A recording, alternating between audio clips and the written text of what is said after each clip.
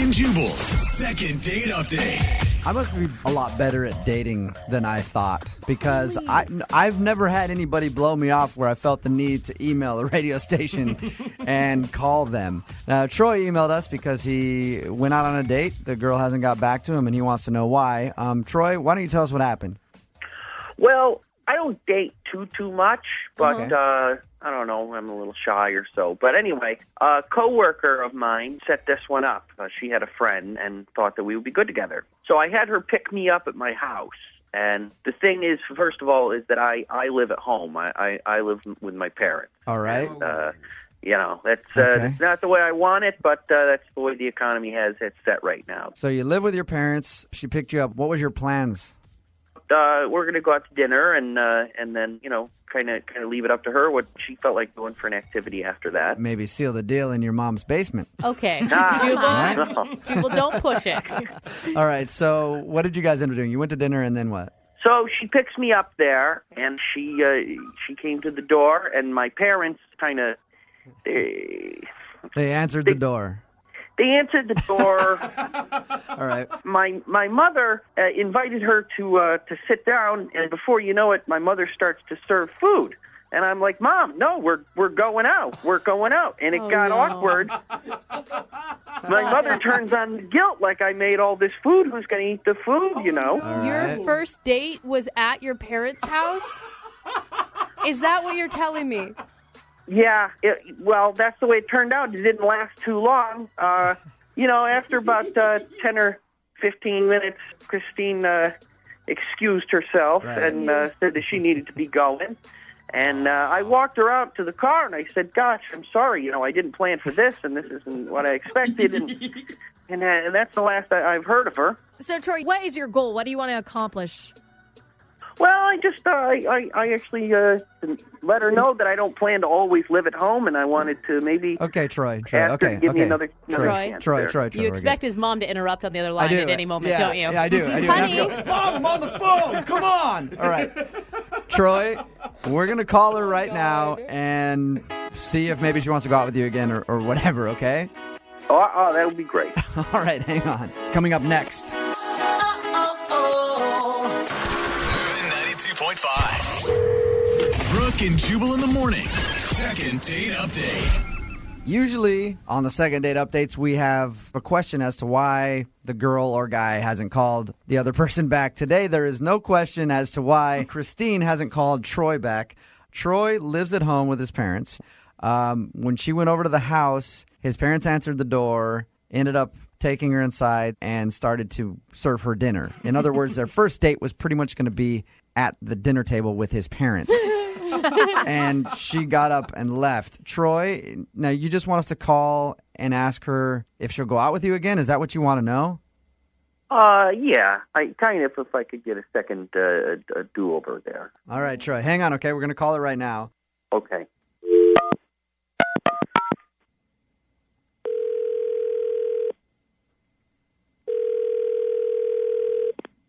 Hello, Hey, is Christine there?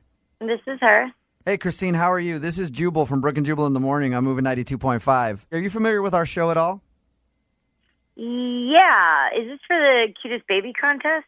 I put my niece in there. I don't think she won. No, your niece was not the cutest baby. Oh. Well, I mean, you didn't win that. Oh, thank you. Somebody submitted an email about you for the segment that we do on our show called Second Date Update. You didn't really go on a date with this person so much as to showed up at their house and their mom tried to make you dinner. Oh, no. You know what I'm talking about, right? Yeah, Oh, I know what you're talking about. Christine. Troy. Was it just too weird for you? What's the deal? Well, it was incredibly weird, but it wasn't like because his mom was there. That's not why I left. Like, Oh. it's kind of weird he lived with his parents, but it was fine. I understood, like, he wanted me to know that. And they were super nice. And we sat down. I thought we were just going to, like, have a bite, mingle for a minute and go. Okay. And during dinner, his mom started, like, talking to me. And she starts asking me about children, if I want children and what I think about having children. So it was less the dinner and the awkwardness of him living at home and his mom making dinner more her line of questioning on a first date? No, it gets better. Oh. Then she proceeded to tell me that Troy has children. What? Yeah, and I'm 23. Right. I'm not ready to be super stepmom. I just kind of freaked out and I laughed. Okay, Can you Christine, blame me? Troy's on the phone right now. Troy? Oh God. Yeah, hi. Hi, Christine. Oh, no. Troy, do you have kids? Well, here's the thing. No, Troy. It's a yes or a no question. I have a daughter, but she lives a couple states away. It's not like I have a kid around the house, and it's not part of my day-to-day life, but it is I part don't of think my that makes biography. it any better. Yeah. You don't have to share the chores at your parents' house with your own kid, is what you're saying. So, How are you honest about living with your parents, but you're not honest about that? It's not something I'm not honest about. I talk about it. It's just this. It hadn't come up, and it's part of the reason that I have to live at home is I have to, make child support payments. I'm responsible for it. I'm not a deadbeat dad or anything like that. But geez, I didn't expect that was going to be the deal breaker there. Huh? so that was moving a little too It quick. was for more you. like that it came from your mom, right off the bat. I mean, totally took me off guard. Wow. Kind of shocking. Christine, I mean, he probably didn't know that his mom was going to do that. It's a little weird, the situation of walking into his parents' house and them sitting you down and feeding you and stuff. And that seemed to not bother you that much. Had you given him a chance to maybe go out on the date and him break the news to you, would it have been different? Maybe, probably, I guess. It just, like I said, it was super shocking, and it just happened really fast, and it was, too much. I just couldn't deal with it. Well, the show will pay for you guys to go out on a second date if you're interested. Not at his parents' house. Yeah. Troy, you're not on restriction or anything, right? You can go out still? When's curfew? Oh, very funny. Yes, of course. I can come and go as I please. Troy, would you want to go out on a second date with her if she'll do it? Oh, absolutely. I surely would. Okay. Christine?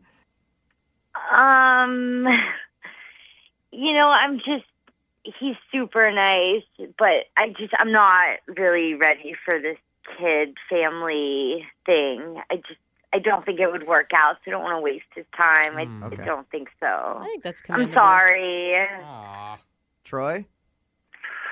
Well, I'm disappointed, but Well, at least you got your answer, Troy. And the next time you go out on a date, meet him at the corner. Yeah. Brooke and Jubal in the morning. Cora is on the phone with us this morning, wanting to do a second date update. Her email that she sent into the show at brookeandjubal@moving925.com was very vague. She said, if you call me to do a second date update, I'll give you the entire story. But it's something very embarrassing, and I don't even want to share it on the radio. But if you will do a second date update for me, I will talk about what happened on my date. That's awesome. All she said was, it happened at a park during a picnic. Call me for more details. So obviously, we had to get her on the phone. Cora, what's up? How are you? Hey, good. How you guys doing? Good. Thank you for your email. Okay, so tell me what happened. It's really, really bad, and I feel really bad. And What did you do, Cora? You must really like this guy if you're willing to embarrass yourself again. well, I'm not as embarrassed as he probably will be Oh. or is. But he's the nicest guy, which is why I'm doing this, because I have no other way to get in contact with him, and I really want a second date. So your email said that it was embarrassing, but it's not necessarily about you. It's more embarrassing of something that he did on the date? Yeah, well, it was all him. I really have nothing to be embarrassed about, actually. But, Oh, so you don't have a problem sharing this whatsoever. Sounds like things went horribly wrong. Why do you want to call this dude?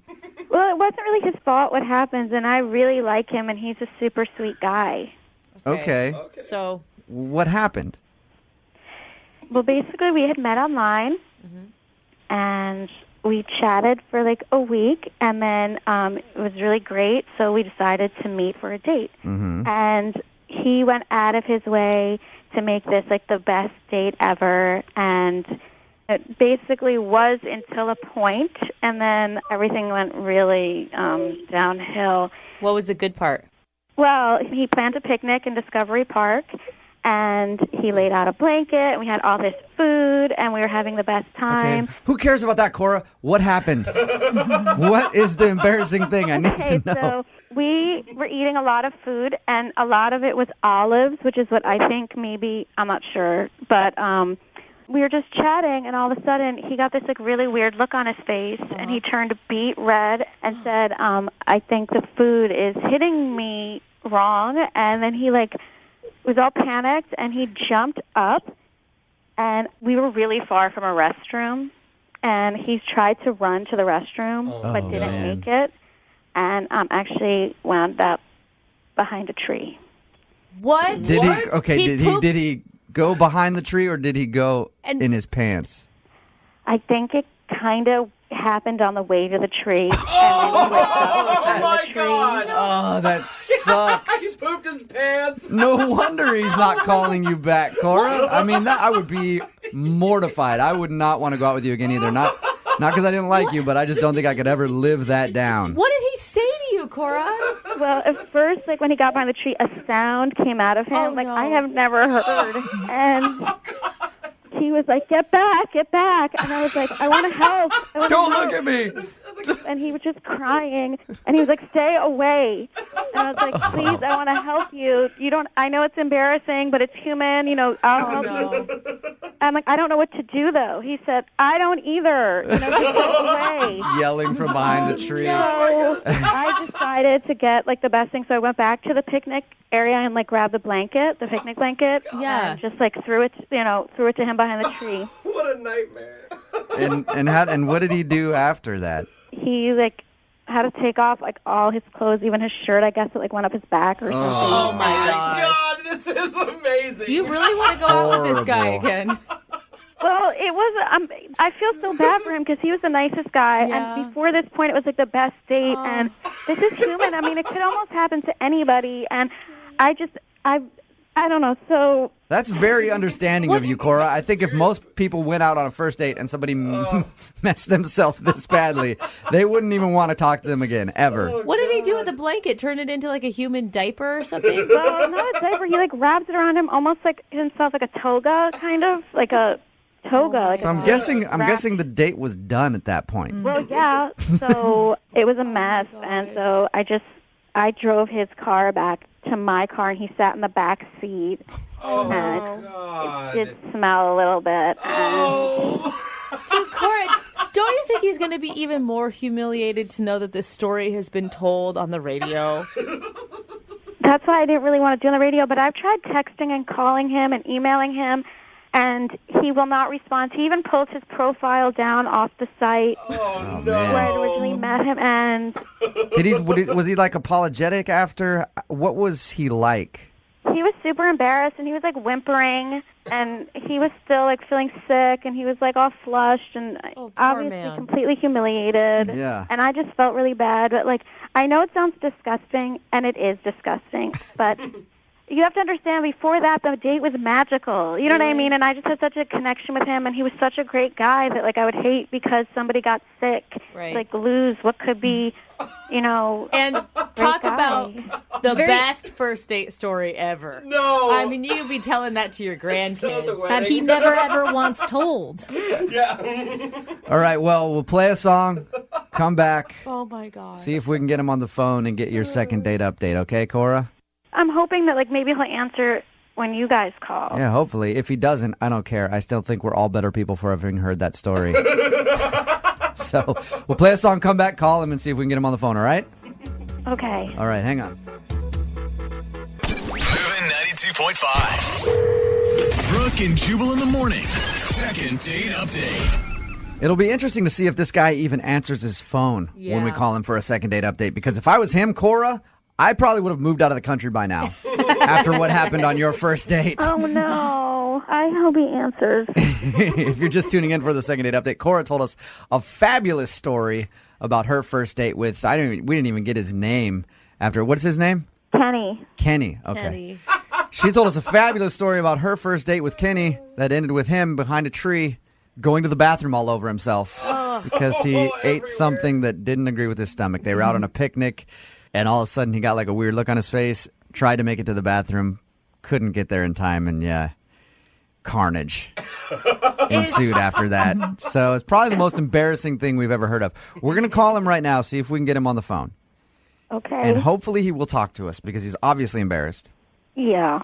And I'm going to try to smooth it over because he's going to be a little upset. If he's this embarrassed where he won't answer your phone, he's going to be embarrassed that we're even calling him to put this on the radio. I know, but I don't feel like I had any choice. What was I supposed to do? What was the last thing he said to you as he exited your car wrapped in a blanket as a toga? Sorry. Just I'm sorry. just sorry. That's the last thing you heard from him. Oh. Oh, man. That's so All right. sad. I'm going to dial That's so funny. Kenny's phone number right now, see if we can get him on the phone. Here we go.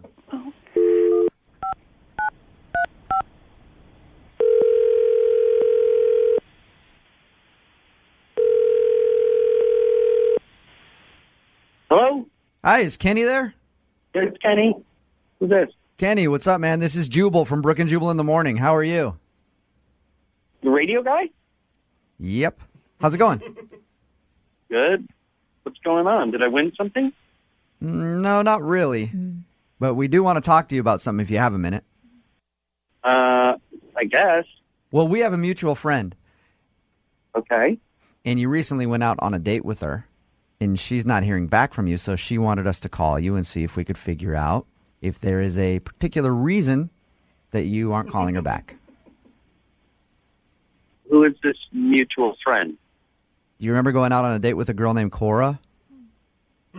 I imagine you probably would remember that date. Well, she told us about it. What did she tell you? Okay. Everything. Kenny, She told us what happened on your date. we know. And the thing is, Cora understands that, sometimes as humans, our body does things we don't want it to do. She's very understanding and would love to go out with you again, but she's tried calling and texting you and you haven't answered any of that. So she's wondering if she can get a second date with you and wants to let you know not to worry about it. Kenny? Oh, no. And there goes Kenny. No. She really likes him, though. Cora, Cora. did you hear that? Oh, no, Try to- Cora. Try again, please, because I just know he's just terribly humiliated. And please, can I talk to him or... Sure. Yeah, no, I'll call him again. Really? See if he'll pick Sure. up. Yeah. Oh, this poor guy. Dude, he's going to be pissed and embarrassed and every other emotion under the sun.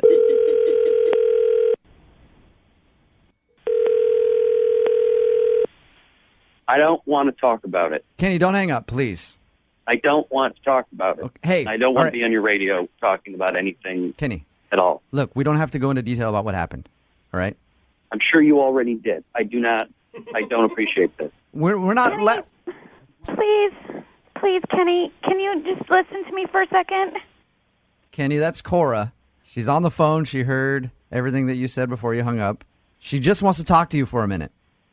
Listen, I know that things did not go well on that date and that you your pants and that happens in life, and I'm sorry and that happened to you. But I think that before that happened, we were having the best time, and we had such a, I'm going to use the word magical connection.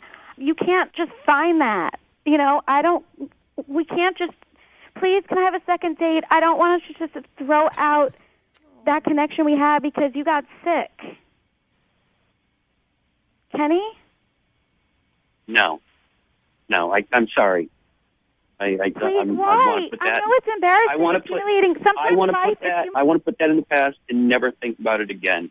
And if you told a radio station, Christ only knows how many of your friends you told. No, Kenny, hey. Sorry, I didn't know what to do. No. I had no other way to get in contact with you. And think about how much I must like you if I'm begging you for a second date after this happened.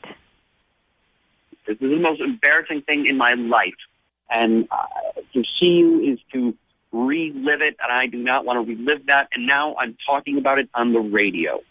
But I know how humiliating it was because I was there, and I just feel like we can put it. It'll be a funny story in a few years. Kenny, And it won't, Kenny, Cora asked us to call you because we were the only recourse she could think of because you're not answering her call. She likes you that much, that she's willing to overlook what happened on your date, which most people wouldn't, and she also went to the lengths to email our show and have us call you just to get a second date with you. Why are you holding it against me because you got sick? I just want to go back to the beginning of our date and act, pretend this never happened. It's like the first half of our date and think about what a great time we were having. I'm not holding it against you that I got sick. I do not want to relive that moment. It is the worst moment of my life, and I would like to never think of it again, never speak of it again. And you were talking about it on the radio. Hey, but Kenny, Cora is willing to look past all that horrible stuff that happened. She's not going to remind you about it. I'm not willing to look past it. Yeah, but I didn't do anything. Kenny, the thing is, nobody's making fun of you. We're laughing at the story, and it's funny. I hear some jackass laughing in the back. I can't help it. I don't, because he thinks laughing. He thinks poop's always funny. I'm sorry. But we've had a lot of douchebags on this segment that have ruined their image for the entire city of Seattle. You have done nothing like that at all. You had, you got sick. Kenny, we can laugh about it together and just put it behind us. It could happen to anybody. I don't want to relive it with somebody. Well, we'll just forget it. Let's just forget about it. Kenny, what if she agrees to never bring it up? She wants to go out with you again this bad. I'll never bring it up again, Kenny. I will never bring it up again. We can just pretend it never happened. Look, I did like you a lot, and I was having a great time until I screwed the whole thing up. See, that's just it, Kenny. You feel like you screwed the whole thing up, but obviously you didn't. Mm-hmm. It's not your fault, Kenny. It's not like you planned to get sick like that. Everything you planned was amazing. It was like the best date ever. A picnic, no guy even does that. Who even does that? You did everything amazing. It's not your fault. Oh, my God. Kenny, look, it's embarrassing what happened, right? I've done a lot of embarrassing things in my time, and I've learned all you got to do is just embrace it and stop fighting it. It happened. Go out with her again. See if you guys hit it off. You were having a fun time until you got sick. Just give it one more shot. We will pay for a second date. We'll pay for you guys to go out again. All right, fine. I will give it one more shot. Yes! Way to go, Kenny! As long as we never talk about it again, I guess I can see how we can do it together. Yes. All right. I promise we never have to bring this up ever again. That right there is the last word on it, right there. All right. That was it. Kenny? Kenny, thank you very much, man. And I think that you're going to be happy with your decision to go out with Cora again. Listen, I'm sorry you guys getting mad at you, and, I just felt ambushed. And... It's all good, man. Hey, it's embarrassing. Mm-hmm. All right. We'll have Cora call you, okay? All right. All right, man. Oh, yay, Kenny. Thank you, Kenny. Take care. I just wanted Kenny off the phone so we could make one more joke about it before. Brooke and Jubal in the morning. Text in at 78592. Okay, when is the real Jubal coming back? Lots of people surprised at how nice I was to the guy in the second date update. Kenny, if you just tuned in, Cora wanted us to call Kenny. Find out, well, she knew why he wasn't calling back. He had an accident on their first date. It was more than an accident. Yeah, I mean, the most embarrassing thing ever. Kenny pooped himself on the date behind a tree. Like they were eating. He had some sort of reaction. Maybe he has IBS. I don't know. We didn't get into it. But anyway, he tried to make it to a bathroom. Couldn't do it. My favorite part of her description of the date was how he was behind the tree yelling at her, "Don't go, get away, stand back." He's trying to disarm a bomb or something. Save yourself. At the end of the second date, though, he agreed to finally go out with her again. The only reason he didn't want to go out with her is because he was embarrassed and didn't want to talk about it. I cannot believe still that this poop story ended up being a sweet romantic tale. I know. I mean, it really did. I would never, ever see that girl again if this was me, dude. There's no way. You can't get over that. You can. It would be tough. It would be tough to continue dating her, and that's why everybody's like, "Why didn't you make fun of him more, Jubal?" At the end, I'm like, "Listen, I'm grown. I've been grown a long time, but I've also done the same thing as him a lot. You know, pooped yourself? Yeah."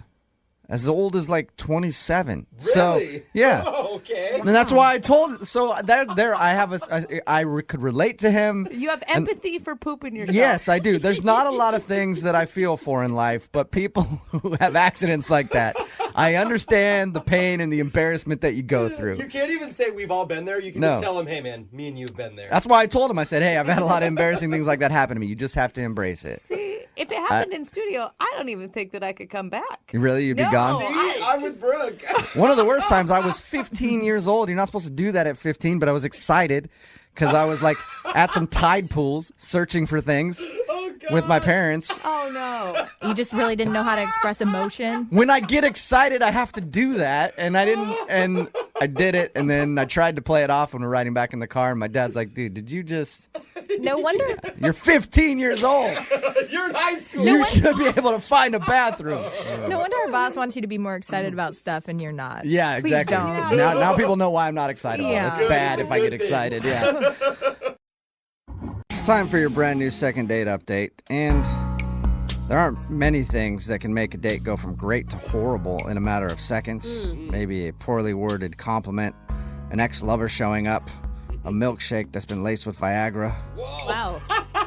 My mom would do that to me all the time. Annoying. Gotcha. Well, one of our listeners had his date completely ruined by an extremely unfortunate experience. In fact, it almost cost him his life. You'll find out what happened in your second date update right now. Moving 92.5. Brooke and Jubal's second date update.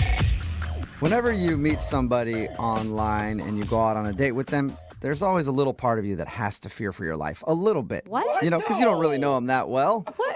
Why are you fearing who you're dating? Because you're meeting people on the internet. Well, all right. Exactly. Okay, I'll And- give it to you on that one. Steve, who's on the phone today for a second date update, legit had to fear for his life on his first date, though. It's a crazy story, and he'll tell us in just a second. What's up, Steve? How are you? Hey, guys. How's it going? Oh, I'm Pretty just good. glad you're alive to tell us the story. It sounds like. Yeah, you and me both. Oh, my gosh. Before we get into the craziness that you described in your email, tell us a little bit about the girl you want to call today. What's her name? Her name's Cecilia. Cecilia. Okay. All right. And where did you meet Cecilia? I met her on Tinder. Okay. All see? right. And was there any red flags from the beginning that things would get a little out of hand with her? I mean, I'll tell you, the biggest thing was, like, you know, every once in a while you see somebody where you're just like, there's no way this girl will be interested in me, but I'll try it anyway. And then you don't expect to get, like, a swipe back. Totally. But she did. Okay. Hey, So that nice. either means she thought you were equally attractive, or it means that she's nuts and no one else will date her. Right. You know, either one of those could apply. You never know. How long had you guys talked before you actually went out? We didn't talk long before I took a chance and asked her out, because I'm like, this girl is not going to stay alone for very long. I got to take a chance when I get it. Okay. My whole thinking is, like, I'm not the best looking guy in the world, but I know my personality is good. If I can just meet him once, I usually can win him over. I feel you on that one. Like, I feel like I'm a slow burn. Yeah. Yeah, women will give you more of a chance based on things other than looks than guys. Yeah, So, that's a nice part about being Yeah. a dude is you could be a troll. As long as you're kind of funny, you can get dates with very, very attractive women. yeah, exactly. So what'd you guys do when you went out? We went to an outdoor concert. That's a great first date. Oh, it was awesome. She was just as hot as she was in her pictures, but she was also really sweet. Oh, that's great. So she had a beautiful personality. Oh my God, it was amazing. But you know how those outdoor concerts are. If you stand back far enough, you can hear the music, but then you can still talk to each other. Yeah, Right. that's always nice. Because if you go to a concert or a club or something like that, a lot of times you can't even really talk. You can kind of hear what they're saying, and then you throw out an answer that you think is on topic, but really both of you have no idea what you're talking about. Yeah, and the next thing you know, you're wearing a pirate shirt. Right. I just don't understand how you went to an outdoor concert and you almost died. Yeah. So the whole night was going really well. It was it was really intense, but then it kind of became what I like to say unexpected, because I was like, do you want to like get away from this and go for a walk and go to a bar or something like that? You know, because at this point things are going so well. I'm like, I got to try and get this girl, you know, as far away from other people as possible. And so, Wait, hold on. I don't understand why you want to take her far away from people.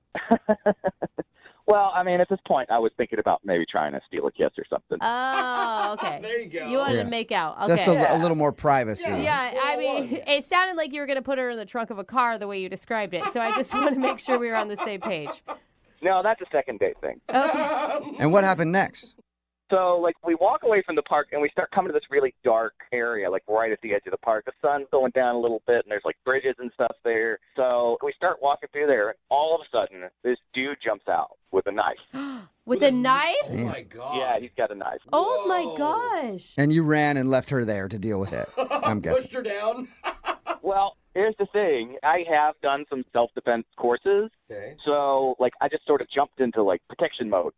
And Really? I jumped in front of Cecilia, and I told her to get out of there, and she did. And then, like, I know this is going to sound, it's going to be tough to believe, but me and this guy, like, we fought. Wait, you battled a dude in the park with a knife? Yeah.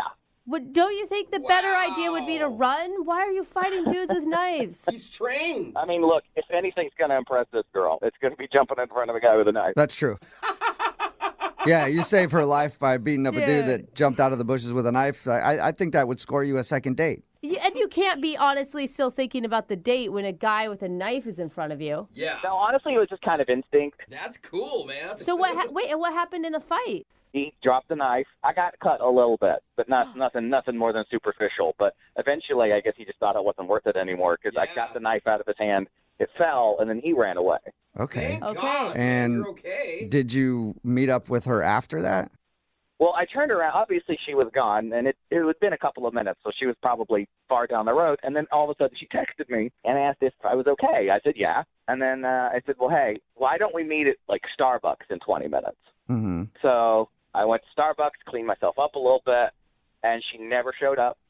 And I've been texting her ever since and not getting a reply. She hasn't replied at all? You saved her life, pretty much. I know. Hold on. Why do you want to call a girl that won't call you back after that incident? Like, you always hear that those things bring people closer together. Yeah, you would think. My first thought is maybe she was just freaked out on, like, really shaken up by it. And I don't know. I don't want to be, like, traumatizing her or anything by reminding her. But also, like, I want to make sure that she's all right. And honestly, I want to go out again. Yeah, it could have just been a super scary thing for her. And, like, now she just doesn't want to call you back because she just has a bad memory associated with it or something. Oh, yeah. Right. I don't know, man. I think she's a woman that just left you in the woods with a guy with a knife and then sent you a text to check on you. Well, to be fair, I told her to leave. Yeah, you did say you'd protect her, and it sounds like you did. It's just weird that she wouldn't at least answer any more of your texts, like even just to talk to you a little bit. And Yeah, that's weird. Yeah. So she hasn't answered you at all since asking you if you're okay. No, and that's why I want to do this second date update thing. I want to try and get her on the phone and see what's going on. Okay, cool. Well, then we'll play a song, come back, and call her and get your second date update, okay?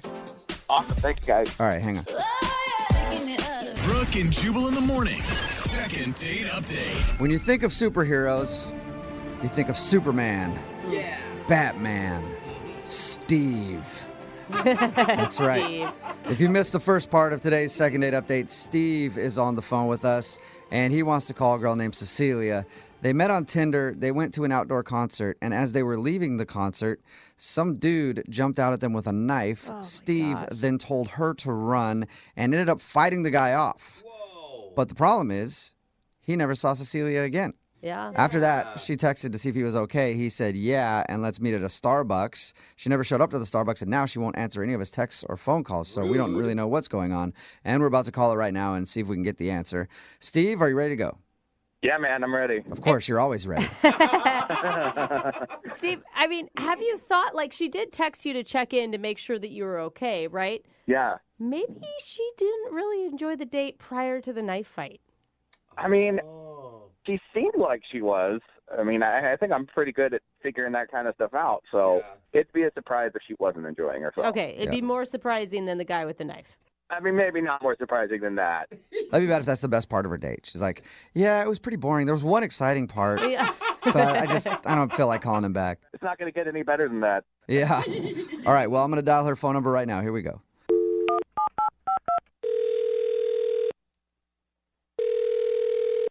Hello. Hi, I was looking for Cecilia. This is Cecilia. Hey, how are you? This is Jubal from Brooke and Jubal in the morning. Hi. Hi. Hi, Cecilia. How are you? I'm fine. How are you? Yeah, I'm not too bad. I'm really tired lately. Also, a lot of heartburn lately. I don't understand why, Cecilia. You got any heartburn problems, or it's just me right now? Who is this again? This is Jubal from Brooke and Jubal in the morning. It's a radio show. Oh, okay. Can I help you? Well, I don't even know if you can help us, but you can help somebody who emailed us about you. Someone emailed you about me? Yes. We do a segment on our show. It's called the Second Date Update.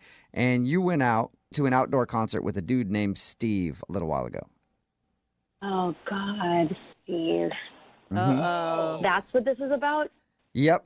Steve said that he really had a good time with you, and he told us about the date, even the part where you guys got ambushed by some crazy dude with a knife, and then Steve ended up, like, fighting him off.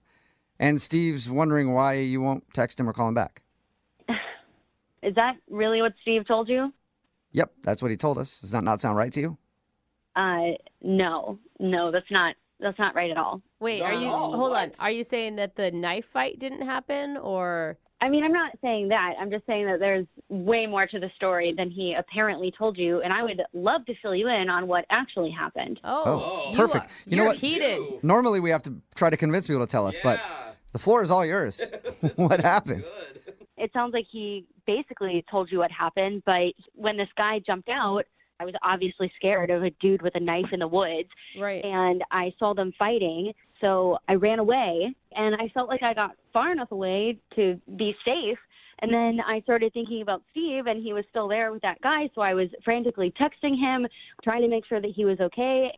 And he wasn't responding to me, so I was just freaking out, trying to figure out what to do. Damn, Did you call that the had cops? to be scary. Like, that's who I would call 911. No, I didn't call the cops. I mean, everything was just happening so fast, and I was just panicking. So I didn't really, think about it in that moment. I just wanted Steve to text me back, and I waited and waited and waited. And when he didn't, I got really worried. So I went back because I wanted to make sure he wasn't just, lying on the ground, stabbed with no one around him. Yeah, that's nice of you. And I walked back close to where it happened, and I see Steve, and I see the guy with the knife, and they're just talking. Chatting? Yep, just chatting and smoking a cigarette. They were, laughing together. Oh, my God. Whoa, Oh, my God. You know, Are sometimes after you saying- fight somebody, you're like, hey, are we cool? Did you pull a knife on me? Yeah, we're bros, right? Nice to meet you. Is that? Yeah, who knows? No, not with a stranger. No, So wait. I agree. It's weird. You think that he set it up? Is that what you're accusing him of? I mean, I don't know if he set it up, but something was definitely off. There was just something not right about the whole situation. I wouldn't be laughing with somebody who just tried to attack me with a knife. Yeah, no, that would make me angry. Even if you were a good friend of mine, you attack me with a knife, I'm probably not going to talk anymore. Dude, you know? What'd you do? Did you pop out of the woods and be like, hey, surprise, I'm here too now? No. I just kind of put two and two together, and I got really mad and just realized that he was a bad guy, and something was going on, and I wasn't being told everything, so I just decided to put my hands up and walk away. I was like, I don't even want to deal with this anymore. Yeah, that is for sure. awful to make someone feel that amount of fear. Yeah, I was completely terrified, and so when I walked away, Steve finally texted me and was like, oh, hey, do you want to meet at Starbucks? And in my mind, I'm just like, no, of course I don't. I don't even know what just happened, so I just didn't respond. Yeah, that is weird. I would love to figure That out is why he was messed up. sitting there talking and laughing with the dude who just tried to stab him. Yeah, me too. Oh, cool. Let's do that then, because Steve is actually on the other line listening to this phone call and wants to talk to you. Wait, what? Yeah, unless he hung up. Steve, are you still there? Oh my God. Yeah, I'm here. Hey, Cecilia. Man. What the Steve? What was that? I don't even know what to say here. It's okay. Here's the thing. I really, really liked you. Cecilia. I really did. I thought you were really sweet. Well, are you going into explaining that you okay? I'll let you explain. Hear me out. Okay. Hear me out. So while we were talking, before we actually went on the date, she said that it's so great going out with someone who's not a muscle-bound douchebag like the guys that she's used to dating. You just seem like a really sweet guy. And so I'm thinking, all right, I've been here before. I've heard that kind of thing before. And what always happens is I end up being in the friend zone. You're an idiot. And so, well, you could think that, but listen, I arranged for the guy to attack us with a knife. I knew no one was going to get hurt. But here's the thing. I needed to show you that I could protect you, and if that happened in real life, I would absolutely do the same thing. Yeah, right. Yeah, sure. God. It's a lot easier when it's one of your buddies holding a knife than just actually a random maniac. Dude, they're laughing, but that is so messed up. Do you know what you made her feel? Do you know what you put her through? You know how like I felt when I keep getting rejected by women that look like her? Totally the same. Like your life is on the line because you don't know how to close a deal in a relationship. That's disgusting. I was literally telling you that I liked that you were sweet and not like these other guys. So if I don't like those other guys because they did stuff like that, why would I like you doing it? But you know what that means in woman speak. That means that you're a sweet guy and I like you and I'll never like you. There's no such thing as women speak. It's all just the English language. So like, yes, if there's no such thing as women speaking, why have I heard that so many times and it's become the friend? Are you seriously trying to blame this fake mugging on me? Like I said something and that you're really gonna blame me? No, not you individually, just women in general. Blaming all women for you setting up your friend trying to stab. You know what I mean.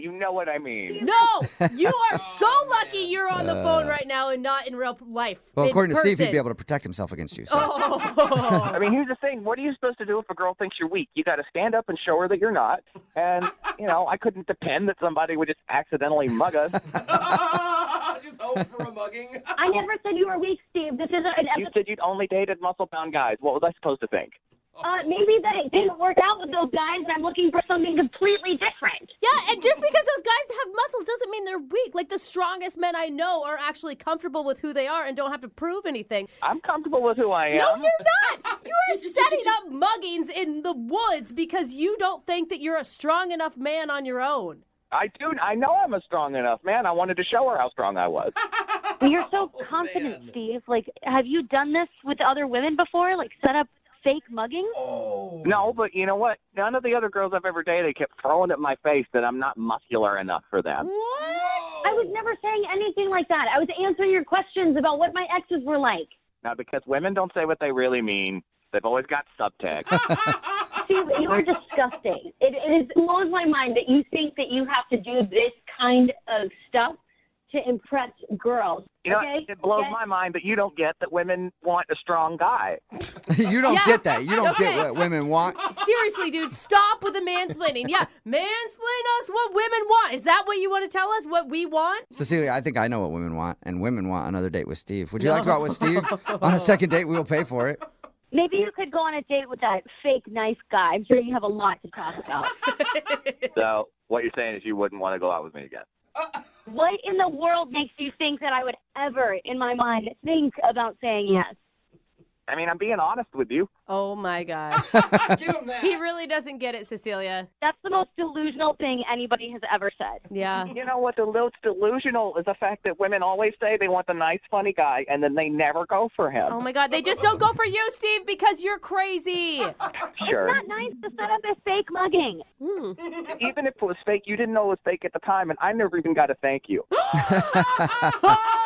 Good point. Who doesn't thank somebody for saving their life? Shut up. You know what, Steve? I think you're the one who dodged a bullet on this one. She's rude. Yeah, she is rude. Oh, my God. You guys are awful. Brooke and Jubal in the morning. Pretty much all the texts in at 78592 think Steve is a douchebag. Yeah. Brooke and Jubal in the morning talking about today's second date update. If you missed it, Steve wanted to call this girl named Cecilia. They met on Tinder, and they went to a concert. And as they were leaving, they were confronted by a dude with a knife. Steve told her to run while he fought the guy off. Oh, hero. Afterwards, he was confused why she wasn't calling him back. So we called her, and she told us that after she ran away, she came back to check on Steve and found him laughing, hanging out with the mugger, and she was extremely weirded out that the two guys were laughing together after the guy just came up to him and threatened to stab him and everything else. Yeah. Steve admitted that he staged a fake mugging with a friend to make himself look brave because he wanted to show Cecilia that he could protect her. Wow. I was totally shocked by that, and I can't believe how many people texted in before we found that out and were like, he staged it. I'm like, how jaded are we that we think that this guy staged it? I'm like, oh my God, they're right. And People were texting in Dang both it. ways saying he staged it and then being like, she staged it. They just wanted to rob him. It was both ways. Yeah. So no matter what, nobody believes anything anymore. Well, Maybe they shouldn't. Obviously, yeah, for good reason. Yeah. Hopefully she doesn't really get mugged someday, and it's like, yeah, right. Sure. Really? Mhm. All right, Anyway. Steve, you're in the bushes. Come out. She did not want to go out with Steve again after that, so No. no second date. Remember, if you want to do a second date update, all you have to do is email the show, and we will call the person who didn't call you back. Remember, if you want a second date update, all you have to do is email us, Brooke and Jubal at moving925.com. We will call the person that didn't call you back, just like we're about to do for Gabby, who's on the phone. Hi, Gabby. Hi. How are you? I'm okay. I'm pretty confused, though. Now, you emailed us about a guy named Jake that you met at kind of a singles mixer. Yeah. I mean, my friend signed me up for it, and I was like, well, it was close to where I work, so I thought I'd just stop by and see what was up. Are you newly single? At like 6 months. And were you shocked that you actually met somebody at one of these events that you liked? I was shocked that I met someone and that he was attractive, because I thought maybe, there'd be some nice kind of shy guys, which he was, but he was also, like, kind of tall and muscular, and he's like a biker and a runner, so I was like, oh, well, hello. I always feel like at those events, like if there's one hot dude, he's got all the ladies on him. Well, he wasn't like a super like hot outgoing guy, so he was kind of hanging out by himself. Okay. I've hosted a couple of these single mixers things. Yeah. Never been to one for myself. Of course. I need to, but no, like there's a lot of times there's awkward guys that just you can tell don't know how to talk to women at all. I mean, totally. And he was a little awkward. Like, Okay. he wasn't approaching anyone. Okay, so what happened? He approached you or you approached him? I approached him, and he seemed just, like, really nice, like, not controlling, not too full of himself. He was just kind of relaxed, and, I asked him if he wanted to go out, and he said he did. So I planned a little date for us later on in the week. You plan the date. Dude, you're awesome, Gabby. I wish more girls would do that. Take the guesswork out of it. Then I don't have to work hard to like think of anything to do. I think that's great. But then again, I'm kind of lazy. You know what I mean? There's some dudes that might not want that. Yeah, like me, I don't know. I like to plan. I like to be a gentleman and traditional, That's You how I don't was have taught. any money. I don't know I why go to you would McDonald's, like but I still plan it. that. What did you end up doing with him? One of my favorite authors was doing a reading at Barnes & Noble, so we went over there, and then we went to dinner, and halfway through the dinner, he got super weird and seemed, like, embarrassed. Like, his face was turning red. What? And looked visibly uncomfortable. Didn't want dessert, like, signed the check, and, like, ran out the restaurant. What? Just took off? Yeah. So I followed him out because I was worried, like, I don't know if I offended him or if I did something wrong or there's some kind of miscommunication. And I've called him a couple times since and have not heard anything. What were you guys talking weird. about in the moments right before he started, like, visibly getting uncomfortable? I mean, nothing. Just like, that our food was good. It wasn't anything really. Like you weren't talking about how many guys you've been with in the biblical sense or anything like that. Like No. nothing I mean, awkward. I mean, the only thing I can think back in my head about was, like, by the time we got to dinner, he was kind of like, I don't really know what I want for dinner. So maybe he didn't like the restaurant or maybe, I'm not really sure. Gabby, since you asked him out and you kind of picked all the events for the date, do you think that at any point he might have felt, like, emasculated? Did you get that impression? I hope not. At any point, he could have said, I'd rather go somewhere else, or, I don't feel like I was being so controlling that he would feel like he had no, sense of destiny in, like, what we were doing. Now, you said, he didn't really like that. He didn't really like this. Was there anything that he did seem to like or enjoy about the date? I mean, not really. He wasn't really verbal about it either way. So right. there's no really way of knowing. Okay, Gabby, hang out for a second. We're going to play a song, come back, call him, and get your second date update, okay? Thank you. Moving 92.5. Brooke and Jubal in the mornings. Second date update. All right, Gabby, are you ready to get Jake on the phone and find out why he ditched you? Yeah, I guess. If you didn't hear the first part of the second date update, Gabby went to dinner with this guy who she met at a singles mixer. They went to Barnes & Noble first so they could hear an author that she was talking about read. And at a certain point, the guy looked very red, you said, and then kind of just took off. Yep. And he didn't seem to enjoy any of the date. At the end of this, Jubal always asks for a second date. Are you going to want to go out with him again, you think? I mean, I'm just more really curious about why he got so upset and left. I would like to go on a second date with him, but I don't know if he would be into that. It's more just like, hey, did I do something weird that I should not do on a next date? Right, that's more of the question at this point. All right, I'm calling him right now.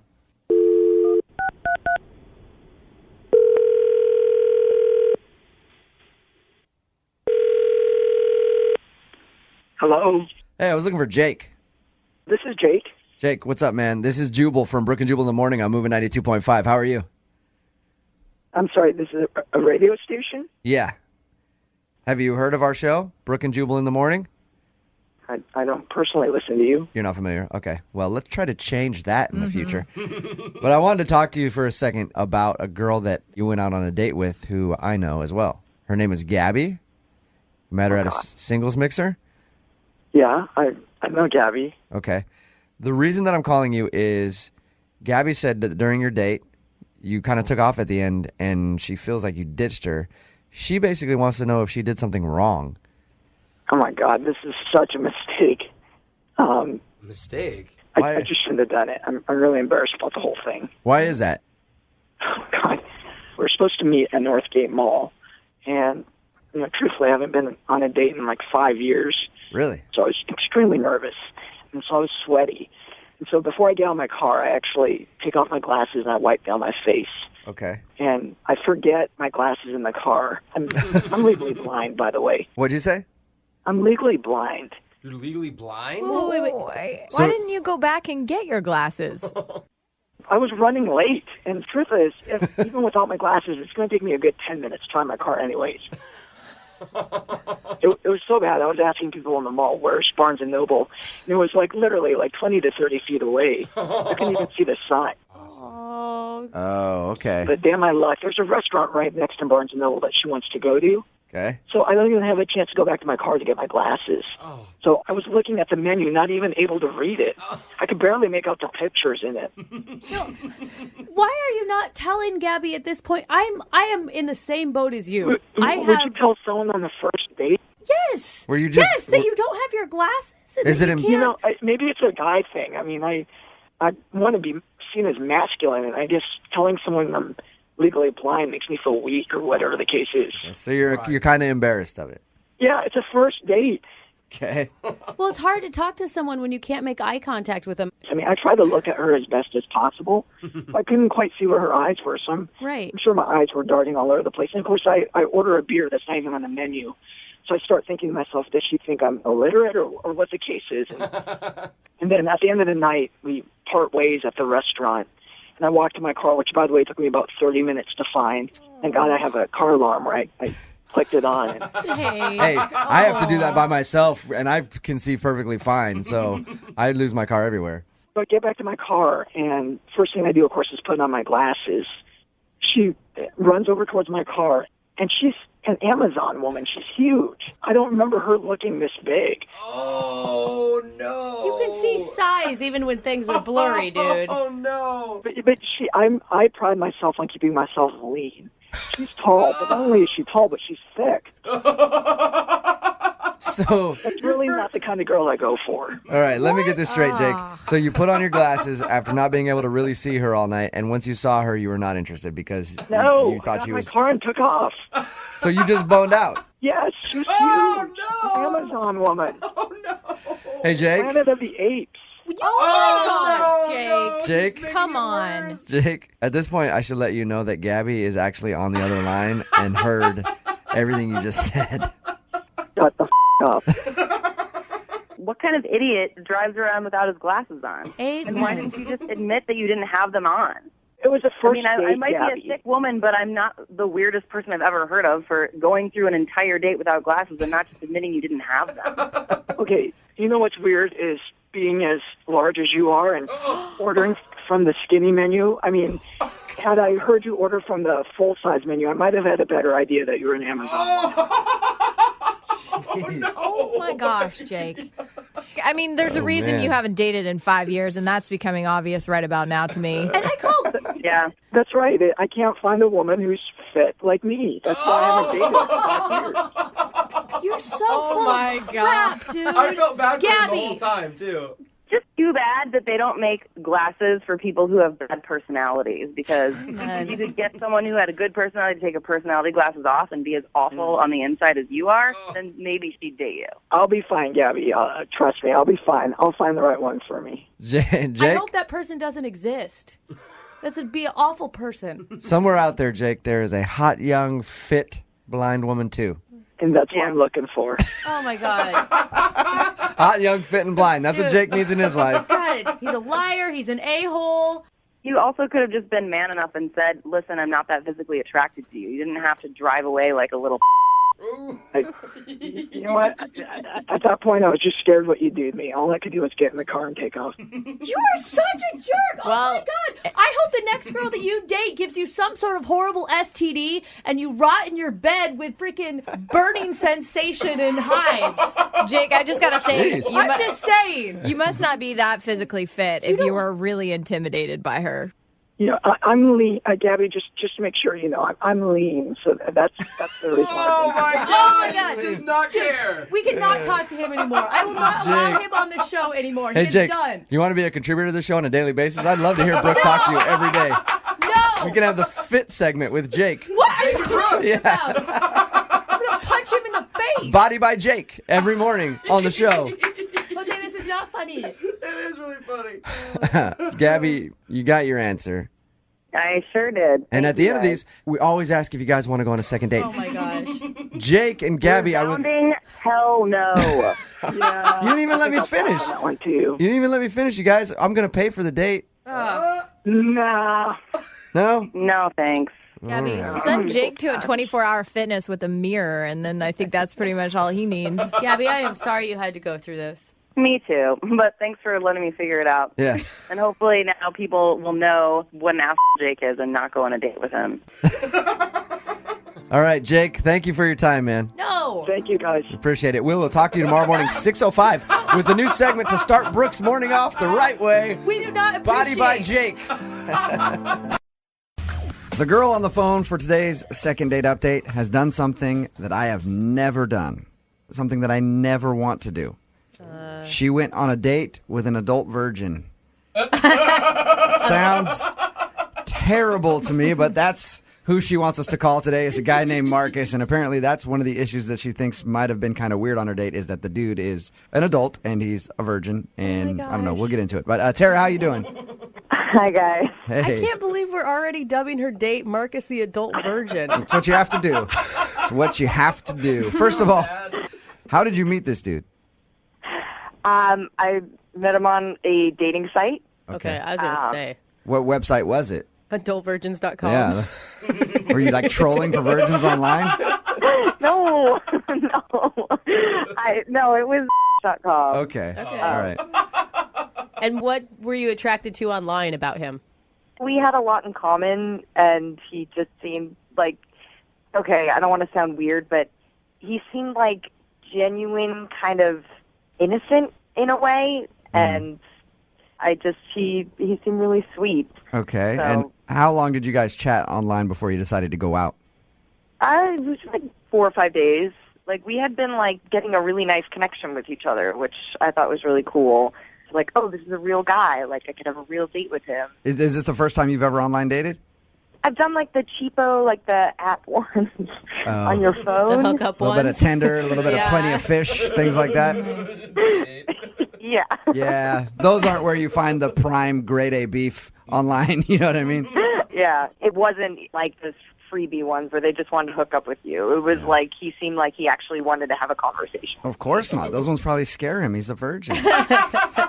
So what did you guys end up doing when you went out? We started off and went to a bar, really low-key. We just got some drinks. Did he seem nervous or, did he feel the stereotype, I guess, of a virgin? I mean, there was definitely, like, more of, like, a sweet quality to him than any other guy I had really gone out on a date with. Like, he wasn't pushy. He was a little flirty, but it was like, I don't know, I could feel very comfortable with him. So how was the actual date? Like when you guys were out having drinks, was everything cool? Yeah, it was cool. It was like having really nice conversations and drinking and finding out more about each other. I think it was a really good first date. And how did everything end with you guys? Did he seem like he enjoyed himself? Well, the date actually continued after we got drinks. Oh. Okay. We actually went back to my apartment. Oh, well, aren't you just forward with the adult virgin? What'd you guys do at your apartment? And how'd you lure him back there? Candy? It was very innocent. It was literally, I just said, want to keep hanging out. My apartment was very close to the bar. We wanted to go back, watch a movie, and we kissed and stuff, but nothing like, So you guys actually watched a movie together? I mean, we started watching a movie. And then you made out a little bit. Yeah. Well, yeah, but that quickly began us getting a little physical. Oh. How physical? For him, like holding hands? Or I mean, we didn't have sex, let's just say that, but we got to know each other. I was hoping you got to demolish his V card. On the first night? Yeah. He's like, F it. So you guys messed around a little bit. I mean, we fooled around and we had been drinking, so now I'm starting to think that maybe I pushed him a little bit or something, because I don't know, I kind of feel bad that maybe he didn't necessarily want to do that. Did he seem like he was bothered by it? I mean, everything you've told me just sounds like he was into it. I mean, he was into it while we were doing it, but it was kind of an abrupt end. He kind of was like, I gotta go, I'll call you tomorrow, and kind of just left. Well, maybe he was just worried that like things were going to progress too quickly from that point. Yeah, but I don't know. I mean, it's been like 10 days now, and I haven't even heard from him, so yeah, maybe he's just frustrated with me because I was moving too quickly for him, and he already kind of, told me his deal, and maybe I kind of like stepped over. You know what? I never asked you this question, Tara. Are you a virgin? I am not a virgin. All right. Well, I just wanted to make sure. Like, we're making fun of this guy going like, oh, he's a but you could have been too. I had no idea. I mean, I don't want to just like label you as not a virgin if you are. She's an aggressive virgin. Yeah. So how many dudes? Yo, come on, Jubal. Not going to get, all right. I don't need that information, I guess. What's the last thing that he said to you before he left? Literally the last thing he said was he would call me the next day. And he hasn't called you the next day? No. All right, I think that's a good sign that maybe he doesn't want to talk to you. All right, well, we'll play a song, come back, call him, and get your second date update, okay? All right, thank you guys. All right, hang on. Moving 92.5. Brooke and Jubal in the mornings. Second date update. If you're just tuning in for the second part of your second date update, it's sort of a role reversal today. Tara is on the phone, and she wants us to call this guy named Marcus. Tara thinks he might have been a little scared, and she might have been moving too fast for him because that dude is a virgin. Nothing wrong with that. Tara is definitely not a virgin, right, Tara? No, I'm not a virgin. But Tara feels like maybe when they were messing around after their date, they went back to her house. She feels like she might have been moving too fast for him because the dude is a virgin. Do you think he's going to be really upset that you've broadcast on the radio that he's a virgin? He didn't seem too embarrassed about him being a virgin, so I don't know. I think he'll be all right. I guess I never asked you how old he was. How old is he? He's 28. Okay. Yeah, if you've been a virgin at 28 years old, you're probably used to it by now. Yeah. It's voluntary, yeah. All right, I'm going to dial the phone number, see if we can get him on the phone and find out exactly why he's not calling you back, okay? All right, thanks, guys. Here we go.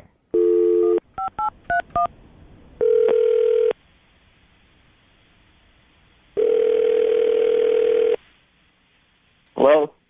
Hey, can I speak to Marcus, please? Yeah, this is him. Hey, Marcus, how you doing? This is Jubal from Brooke and Jubal in the Morning. From who? Brooke and Jubal in the Morning, the radio show. Okay. I'm calling you because you recently went on a date with one of our listeners, and they emailed me about you. Really? Yeah. And apparently now you're not calling her back. Okay. Who is it? Her name is Tara. Do you remember going out with a girl named Tara? Yeah. Okay, well, Tara sent us an email and said that she really enjoyed your time together, but apparently it's been like 10 days and you haven't called her when you said you would. So she asked me to get you on the phone and find out if she did something wrong on the date. Okay, what'd she tell you? She said that you guys met online, went out for drinks, ended up back at her place, kind of, made out, messed around a little bit, and then at some point you just said that you need to slow down and then you left. So she told you about our date? Yeah. It's in the segment we do called the second date update. Somebody emails us. They tell us all about the date, and then we see if we can get that person on the phone. And today, that person is you, Marcus. Okay. Do you have a few minutes to talk to us about your date with Tara? I guess. Okay. So did you like Tara? Yeah, Tara was nice. Okay, so everything was good, but you're not calling her back when you said you would because? Things moved a little too fast, I guess you could say. Okay. You know, when we talked to Tara, she told us about that. She was worried that maybe she moved too quick for you. She mentioned that you have never been with a woman before. She told you everything. Yeah. But that's fine, dude. Hey, that's your thing. Whatever. Who cares? But that's what she told us, and she thinks that maybe she tried to move too fast for you, and that scared you off. I think she's right. She's right. Oh, wow. Okay. But if she knows that, I mean, wouldn't be grounds to never call her again. Wouldn't you just want to talk about that with her? I just don't know if I'm her type of guy. What do you mean by that? Maybe she needs someone, I don't know, a little more her speed. Okay. Are you just looking for somebody who just is not interested in sex at all right now, or? No, I want someone interested in sex, I guess, but just maybe on my terms, very, very slow. Marcus, can you just tell us what happened to make you feel uncomfortable so that we can at least let her know? Because she's really curious as to why you're not calling her back. All right, well, things got a little physical. I mean, we kissed a little. Mm-hmm.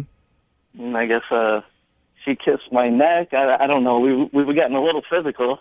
Okay, and was that it then? It was just too physical for you with the kissing? I mean, she did tell us that you guys made out and messed around a little bit. Yeah, and then she started to take my shirt off. Okay. Yeah. And she's like kissing my neck, and then she goes down and licks my armpit. What? Wait. She licked your armpit. No. On purpose? I don't know. I could see how that would make you feel uncomfortable, though, especially if your armpit's hairy. Gross. Men's armpits are not attractive. I just can't believe that would be intentional. Well, I guess it was kind of on the side of my armpit, like in the area. She was licking like the area. Okay. So you can't really hold that against her then, because it's not like she like grabbed your arm, held your hand in the air, and just licked your pit. Like maybe she didn't mean to do that. Maybe did it totally like kill the mood right then, and you just wanted to stop? It was actually what she did next that really killed the move, and I said, I need to end this. I got to get out of here. Whoa. What could top licking your armpit? Well, she's in that area, and then she comes up and whispers in my ear, "Can I blow air into your butt?" What? Excuse me, what? No. Could you repeat that? There's no way. Can I blow air into your butt? She did not whisper in your ear asking permission to blow air into your backside. Never even heard of It was so weird. What is that? Are you serious, Marcus? Marcus, you're 100% serious with me right now. How would you lie about that? I don't know why you would lie. She asked me if she could blow air in my butt. Wow. Is that like a thing that I don't know about? I've never heard of that before, but I know a way to find out. Marcus, Tara is actually on the other line listening right now. What? Yeah. And I need to know from her. Tara, did you ask Marcus if you could blow air into his bottom? I don't even want to talk right now. I am mortified. Yeah, this is kind of awkward. Marcus, I did not say that. I did not say anything like that. You didn't say, "Can I blow air into my butt?" Oh my God. No, I don't even understand. Oh my God. Well, Tara, how could Marcus mishear that? I didn't say anything like that at all. I said, oh my God. I was asking if you like it when people blow air into your ear. How do you get... Still weird. Yeah, but how do you get butt... Into ear. I heard, "Can I blow air into my rear?" Are you... Oh. So you thought she said, "Can I blow air into your rear?" Yeah, that's what oh man. That's amazing, Marcus. He is It's a virgin. like... You must have been so shocked when you heard that. If somebody had asked me that, "Can I blow air into your rear?" I wouldn't have known what to say. What do you say to that? I just had to get out, I guess. We don't blame you for that one. Yeah. I am, first of all, I'm mortified that you went a week thinking that I had said that to you. I was trying so hard to be respectful, and because I really like you, and I've been so embarrassed because you thought I was just going too far, and I guess you did think that. Yeah. So.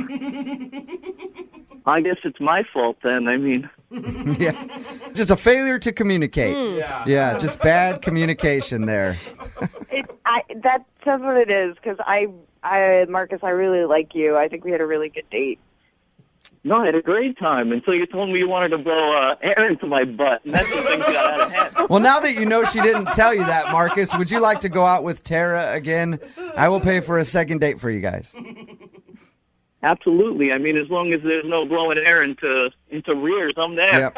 Tara, can you guarantee me? I don't know if anybody's ever asked you this before you go on a date, but can you guarantee me, Tara, that you will not blow air into Marcus's backside?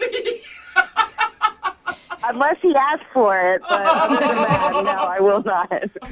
All right, Marcus, you have the no air in the bum guarantee. Yes.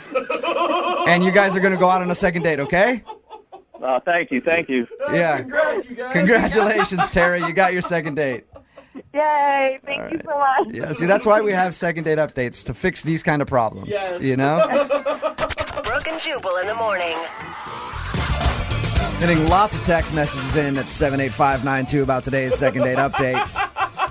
Lots of them with the hashtag blow air in your butt, which I like. Nice. If you missed today's second date update, you have to go online later, listen to it at movie925.com. Just a few of the text messages that came in, though. This second date update was the funniest thing I've heard in a long time. Another one that says, what's wrong with that guy who wouldn't want to be treated like a balloon? And I agree. I absolutely agree. Gross. And another one that said, I'm totally going to ask my boyfriend tonight if I can blow air in his rear. Oh, my God. If you're confused by what I'm talking about, and you probably are, if you didn't hear the second date update, then do yourself a favor and go online and listen to it at movie925.com. And then when you do listen to it, share it on your social networks with the hashtag blow air in my butt. We're single-handedly going to start that trend. Yes, we are. Oh, God. It's movie925.com. Moving 92.5. The girl that's on the phone to do a second date update today didn't even think that her story qualifies for a second date update because she's been out on more than one date with this guy, which makes it even more confusing why he wouldn't be calling her back. Oh, yeah. Her name is Marie, and Marie, how are you? Hi, I'm great. How are you guys? Good. You definitely qualify for a second date update, even though you've been out with this guy a few times. How many times have you gone out? 3. We've had 3 dates. 3 dates with this guy, and now he's just disappeared on you. Exactly. Dude, that is so annoying. I don't know why people do that to each other. Yeah, you're telling me. All right, so tell us about how you met him. We met on a dating website, and we were actually talking on the website for, I would say, almost 3 weeks total. So you guys talked for like 3 weeks online, and you've been on 3 dates. You're talking about over a month of knowing this guy, and then he just bailed on you. Yeah, exactly. Definitely over a month since we've been talking. Wow, And if that you- sucks. If you've gone on 3 dates, like how far have you guys? This sounds weird, but how far have you guys gone physically? Brooke. Well, I'm just saying, like, I don't know what their relationship is. Like, have they already spent the night at each other's house? Because 3 dates is... That's okay. You know, actually, no, we haven't. The furthest we've gone, we've made out. That's it. All right. Well, I guess we don't need every single date unless you feel like there's some details we need. But what happened the last time you guys hung out? Well, you know, the first dates were fine. We basically met for coffee once and then dinner. And then so the third date, the last date that we had, we went out to a bar. So it was a little different environment, a little fun, a little noisy, loud. But he ended up bringing a friend. Did he tell you beforehand that he was going to bring a friend? No, which at first I thought, well, maybe we're that comfortable with each other already that it's okay. So then I actually ended up calling one of my girlfriends, and she came over. Oh, well, that's a good idea. So how did that go? It turned out to be a great night. He ended up buying us tequila shots, and it was really fun. And to be honest with you, I was surprised. You know, I've dated quite a lot, and I was pleasantly surprised with where things were going. And he's definitely a little quirky and has his ways, but I like that. And You guys are practically married at this point. You've been kind of seeing each other for about a month now. You've met each other's friends. I mean, that's all there is left to do, right? I mean, I thought we were moving forward at least to something further than where we were at. Do you think there's a possibility that he was freaked out that maybe you were moving faster than him? I guess it could be a possibility. I mean, at this point, I really don't know what happened. I mean, I don't think I came across as crazy at all. To me, we were both moving forward together, if that makes sense. You said that he had quirks that you liked. Yeah. A lot of times that's code for he's kind of weird. Is he a weird dude? You know, there's just little things about him that at first I kind of found it endearing. And he has his ways, he likes to talk little tangents, but then he gets excited about the things that he's talking about. And he has a gap in his teeth, which is it's just so cute, and it just makes him who he is, I think. Diastema is the technical term for that, if you were curious. What is it? Diastema. Is it really? That's the term for a gap in your teeth. Yeah, I've dated a lot of dental assistants, and they've told me that. That's true. If you ever need to true. talk about his tooth gap again, you can use the doctor's term for it if you want. Well, you know, that's good to know. I would love to talk about it with him if he will ever call me back or speak to me again. So what was the last thing that he said to you? So it's been 8 days since our last date when we were at the bar, and I've actually tried to call him a few times. I've texted him a bunch, and I've gotten one response, and it had one word, and it just said, sorry. Ooh. That's all I got. Did you respond to the sorry? Yeah, I did. I wrote back, well, what the hell do you mean? And I haven't gotten any response from that. So are you hoping, I mean, because that sounds like a breakup to me. I mean, like, definitely. you don't have to have the breakup talk because you only went on 3 dates, but a sorry text means I'm done. Yeah, I mean, at this point, I'd at least like an explanation. You know, I feel like I deserve one. You know, we've had this background together for over a month now, and we've been out 3 times, and then, you know, to not even give me anything of just sorry, it's upsetting. I don't know. I don't even know why. Did you stalk him online yet? Is his dating profile still up? Yeah, no, I mean, it's all still there. It's all normal. Nothing, he hasn't changed anything. Okay, well, we'll play a song, come back, call him, and get your second date update, all right? Great. Or third date update, or whatever you want to call it. But we'll get it right after this. Loving can hurt home. Moving 92.5. Brooke and Jubal in the mornings. Second date update. Today's second date update is a serious one because the girl on the phone was left at the altar. What? No. That's right. It's a very, very sad story. Oh, my gosh. Way more in depth than any of our other second date updates. Is she pregnant, too? She might be. Yeah. We don't know. She said that she hasn't hooked up with the guy yet in that way, but weirder things have happened. She was basically married to this guy. Oh. They've been dating for about a month now, and they've gone out on 3 dates in that time. The last time they saw each other, they had fun. They partied with a few friends. Then he didn't text her back. She didn't hear from him for a little while, kept texting him, and he finally just sent her one text that said, sorry. Ooh. And that's the last she's heard from him. Marie, are you ready to call your fiance? It wasn't that serious. It really wasn't. But yes, I'm ready. I'm ready. Okay. Are you mad at him right now? Are you angry with this dude for just ghosting on you, basically? I mean, I don't want to be angry at him, but I am, and I'm mostly confused. I really just want some answers. Depending on his answer, I guess you can judge if you're angry or not. Yeah. Good point. All right, I'm going to dial his phone number right now and see why he's stopped calling you after 3 dates. Here we go.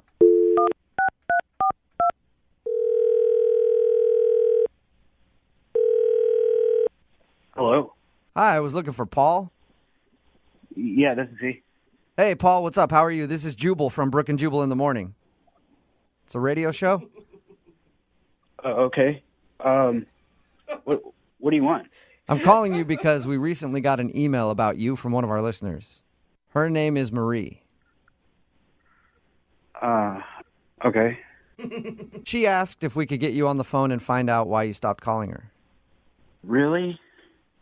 Yes, it's a segment that we do on our show called The Second Date Update. Do you have a few minutes to tell us why you're not talking to Marie anymore?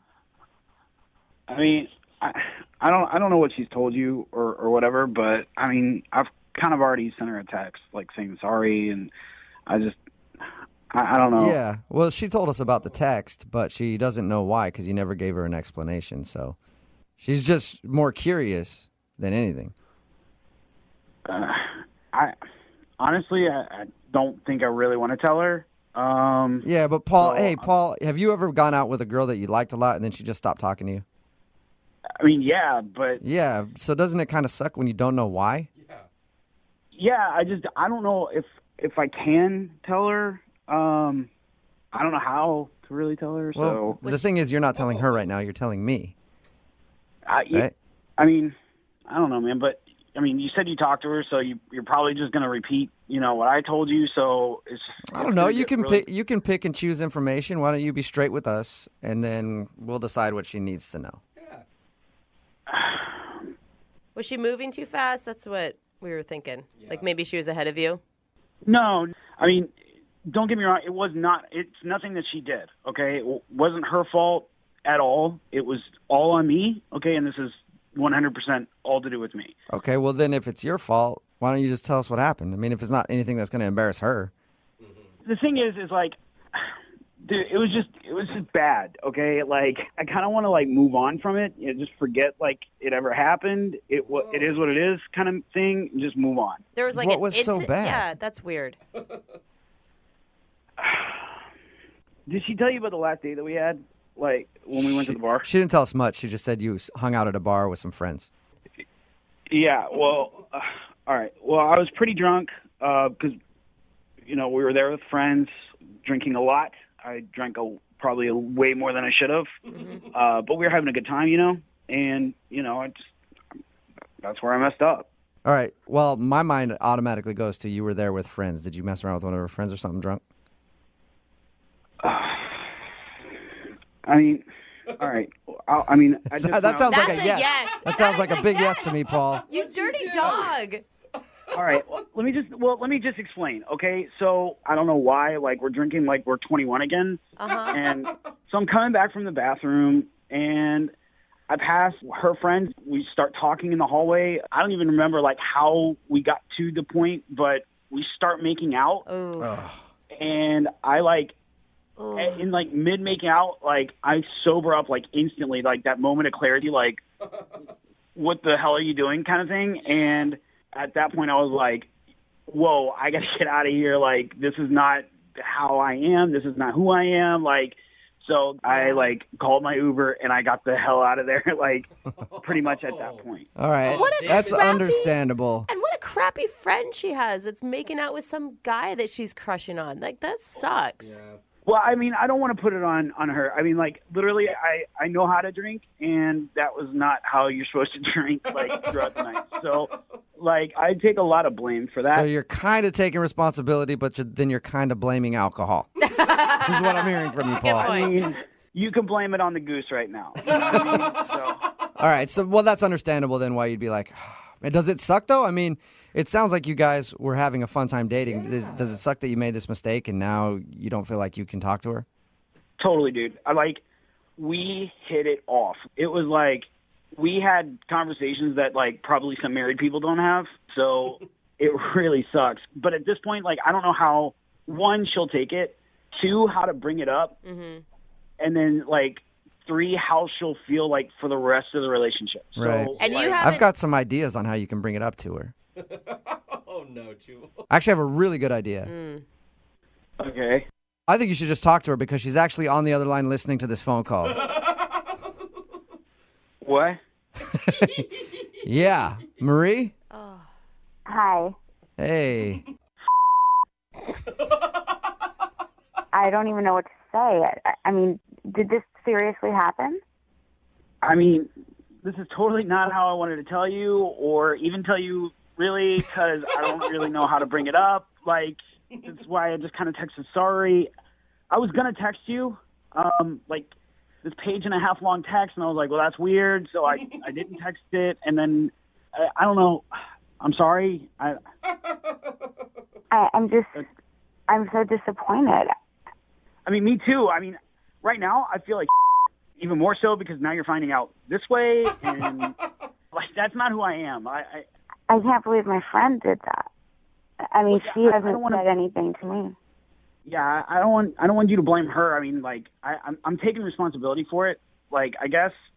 The goose. Well, let me just say this. Like, it totally wasn't emotional at that point because there was no connection. Like, when I got that moment of clarity, I was like, what the is going on? Yeah. And it was just once. Yeah, like, that's it. I don't even know her name, to be honest with you, and I don't really care to because, like I said, it wasn't emotional at that point. It was, like, 100% physical. I mean, I don't even think you made out with me that night. Ooh. Maria, it's bad no matter what, but at least he's kind of a stand-up guy about it. I mean, a lot of guys would do this, and then they would continue to talk to you. They'd probably text your friend and be like, hey, don't mention what happened. Like, at least he was a big enough man to be like, I screwed up, and now I shouldn't continue this relationship. Yeah, you're right. But it's also like the biggest red flag ever. I mean, if he's already... Yeah. If he's... How are you going to I mean, not trust that him? he's cheating on you because you haven't had that guy's talk yet, but if even in the beginning he's already making out with other chicks while you're there, I don't know. But he said he's never done that. It's not like him. Yeah. But the thing is, Marie, I really like you, okay? I think we had a really good connection, and I think we still do. Yeah. Is there any way you can forgive me? I don't know what I can do to maybe that, you could forgive me for, Yeah, I mean, I'm glad that I'm finding out now, and I can't believe that my friend didn't even think that she needed to tell me. I mean, at least you're telling me. At least if she was just going to keep it a secret, that's not a good friend. Yeah, that definitely isn't. Yeah, but he was pressured into telling you and didn't even realize he was telling you. He was never going to talk to you again, actually. Was that have really been the situation where you just thought you never wanted to talk to me again? Like I said, the one that got away kind of situation, but I don't know. It's been eating me up inside, so I probably would have ended up calling you. I don't know, maybe tomorrow, the next day. Eventually, I would have called you. That's kind of sweet. That's kind of sweet. It clearly upset him so much that he knew he did something wrong, and there was a reason why he, was so upset by it and then had to just leave. I mean, it just shows how much he cares. Yeah, I thought we had a really good connection, and it was... Yeah, I agree. We connected on so many levels, so... I don't know. I don't know why I have such a hard time believing you, Paul. I'm so down the feel middle. like you're just feeding her lines at this point. Would you forgive her if she made out with one of your friends that night? I would have to know the situation. I'd have to know all the details. I'd have to know all the information, Like, me personally, this situation, it was only physical. My mind, I was with Marie that night. I was not with her friend. I couldn't, emotionally kiss you then afterwards because I knew what I just did. So, I mean, really, I did it for you, Oh, my God. Nice. You did not. I mean, some things of the night, make more sense now. Oh. And you did say that you're sorry, and... Oh, my God. Well, I think this is a perfect point to ask. Hey, Paul, would you like to go out on a second date with Marie? We will pay for it. Yeah, absolutely. I would love to. Marie, would you be willing to give Paul another shot? Yeah, I really would. Don't give him another shot after this one, though. That will never happen again, okay, Marie? I can promise you that. You really promise? 110%, I promise. Well, Nice. Congratulations, you guys. It's finally a successful second date. We haven't had a couple go out on a second date in a while. We haven't, you're right. I guess this is like a fourth date for you guys because you've been out on 3 dates. Yeah, this will be number 4, yeah. Yeah, Paul, I'm a forgiving and understanding person, and I'm excited to go out with you again. I got to be honest, I don't think that I'm going to be talking to my friend anymore. I hope that's not, weird or anything, but I don't need her in my life anymore. I fully support that. I think that any friend that would do that to you is not a true friend. I agree. Well, I'm glad this worked out. And whoever said the phrase, you can't have your cake and eat it too, wasn't true. We just learned that in a second date update. Brooke and Jubal in the morning. Brooke and Jubal's second date update. The laundromat is a great place to meet women. Great place. Yeah. You don't even really have to talk to them. You just walk up, start folding their underwear. No. And it's always a conversation starter. Even if they're not there, like say they left the laundromat for a second and you see their stuff's done, you just start folding their undies. It's always good to probably sniff them, too. That's probably a nice move. Well, Well, you got to make sure they're clean, I guess. I'm assuming that's what Pete did to meet the girl that he met at a laundromat that's not calling him back. Pete, did you use the old I'm going to fold your undies trick or something different? A little different. Oh. Haven't gotten to the underwear part yet. thank God, Pete. Yeah. How did you meet this girl at the laundromat? Well, I'm doing my thing, poured some detergent in the machine, and then I hear this woman's voice say, "You're using way too much detergent." The disrespect. How upset were you when she said that to you? Well, I said, yeah, no, I've been doing this a while, so I'm fine. I never have a problem with my laundry. Thank you. And then I turn around, and there she is, and she's really cute. Okay. Because if she wasn't cute, you'd probably be like, get the hell away from me, lady. Tell me how to do my laundry. Yeah. Be like, you're cute. You're like, oh, well, why don't you just instruct me slowly how to do it in a soft voice? Yeah, so I didn't mind it when she was giving me advice. And then it occurred to me that she was maybe, I don't know, initiating contact. Not maybe. That is like a definite she's hitting on you, and she's looking for a way to get in on the conversation. All right, well, I'm not the brightest bulb on the tree. So, okay. So did you finally realize, oh, maybe she's flirting with me and I shouldn't be pissed at her for critiquing? Yes, yeah. I told her that I'd start taking notes, and if she would continue, giving me a lesson, I was all ears. That's a ballsy move on her part. I give her props. Was she the one that then asked you out on a date? No. What happened was our laundry cycles were on the same, time frame. And I realized that, hey, rather than sit around here and watch the laundry dry, why don't we go down the street and grab a drink? That's a good idea. Yeah. So you guys went down the street and grabbed a beer or something while you waited for your laundry to finish up. Yeah. Had a couple beers each, and it was nice, It was easier to talk in a bar. It was like a more familiar environment for me. So, did you guys seem to click, though? Yeah, totally. We, hung out there. Then when we went back to the laundromat, we kept talking, and I thought it was going well. Yeah. I don't know. She did give me her number. Okay. But then, all right, so truth be told, You stole her underwear. You stole her underwear. Oh, no, Jubal. You start with truth be told and you're around her laundry. I know exactly what you're about to say. No, I didn't make the underwear move then. What'd you do? Please that tell was me so at some dumb? point you got your hands on her underwear. Get over the underwear, I Jubal. can't. Like, I don't know why you're so hung up on women's panties. Because what guy isn't? Not all of us. She did. I did see it. Nice. It was very All nice. right. Sweet. Oh, my God. Well, anyway, what I was about to tell you was that, we'd had a couple beers, and I thought I'd be funny, and, who knew there was laundry humor? Actually, there probably isn't, but I started making jokes about big loads of laundry and, oversized machines for extra big loads. And so you were making, dirty jokes based on laundry terms? Pretty much the only one I could think of was the big loads. Why does that sounds Big even loads? worse? That sounds even more creepy than taking her underwear. I know I shouldn't have done it, but I had a couple of beers in me, and I was a little tipsy, and I thought it would work. I don't even really get the joke either. Don't explain it, Jubal. Yeah, Don't okay. explain it. Loads of laundry. Yes. Big loads. I still don't get. Oh, Brooke, All you're right. so blonde Hey, text sometimes. in 78592 in Brooke. graphic detail.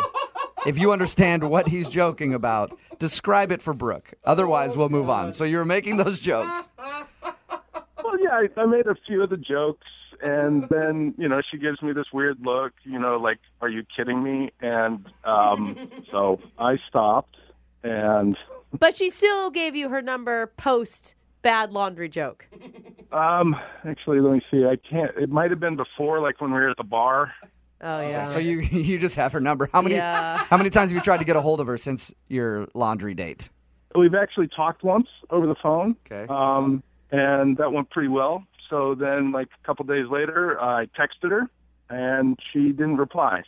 Why would you have her on the phone and not make plans to see each other again? Like, what was the point of the phone call? Well, we did try to make plans, but she wasn't sure what her schedule was coming up, so we decided to hold off and make plans a little later. So what do you think the reason is that she's not calling you back? Well, I'd like to say I had no idea, but it's probably the really crummy jokes I was trying out. Okay. Well, we'll play a song, come back, call her, and find out why she's not getting back to you in your second date update, okay? All right, sounds great, man. All right, man, hang on. Moving 92.5. Brooke and Jubal in the mornings. Second date update. If you're just tuning in for the second date update, Pete met a girl named Christy at a laundromat. They didn't really have a date scheduled, but they met there. While their laundry was getting done and everything else, they went and had some beers. Pete thinks that she's not calling him back because when they got back to the laundromat, he was a little tipsy and was making jokes about, there's giant loads in there. Which I cannot believe what that means. That is disgusting. Yeah, we explained to Brooke what it means. And so he was making jokes like that, and he thinks that kind of turned her off, like maybe it was a bit much. Yeah. And I think your problem, Pete, isn't necessarily that you were joking about stuff like that, but you went with that instead of jokes about things getting stiff with starch.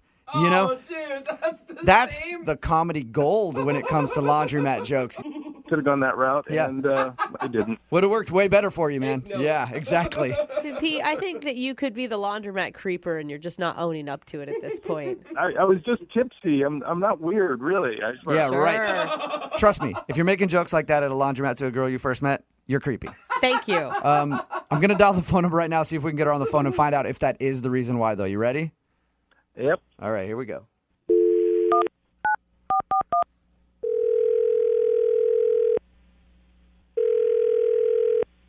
Hello.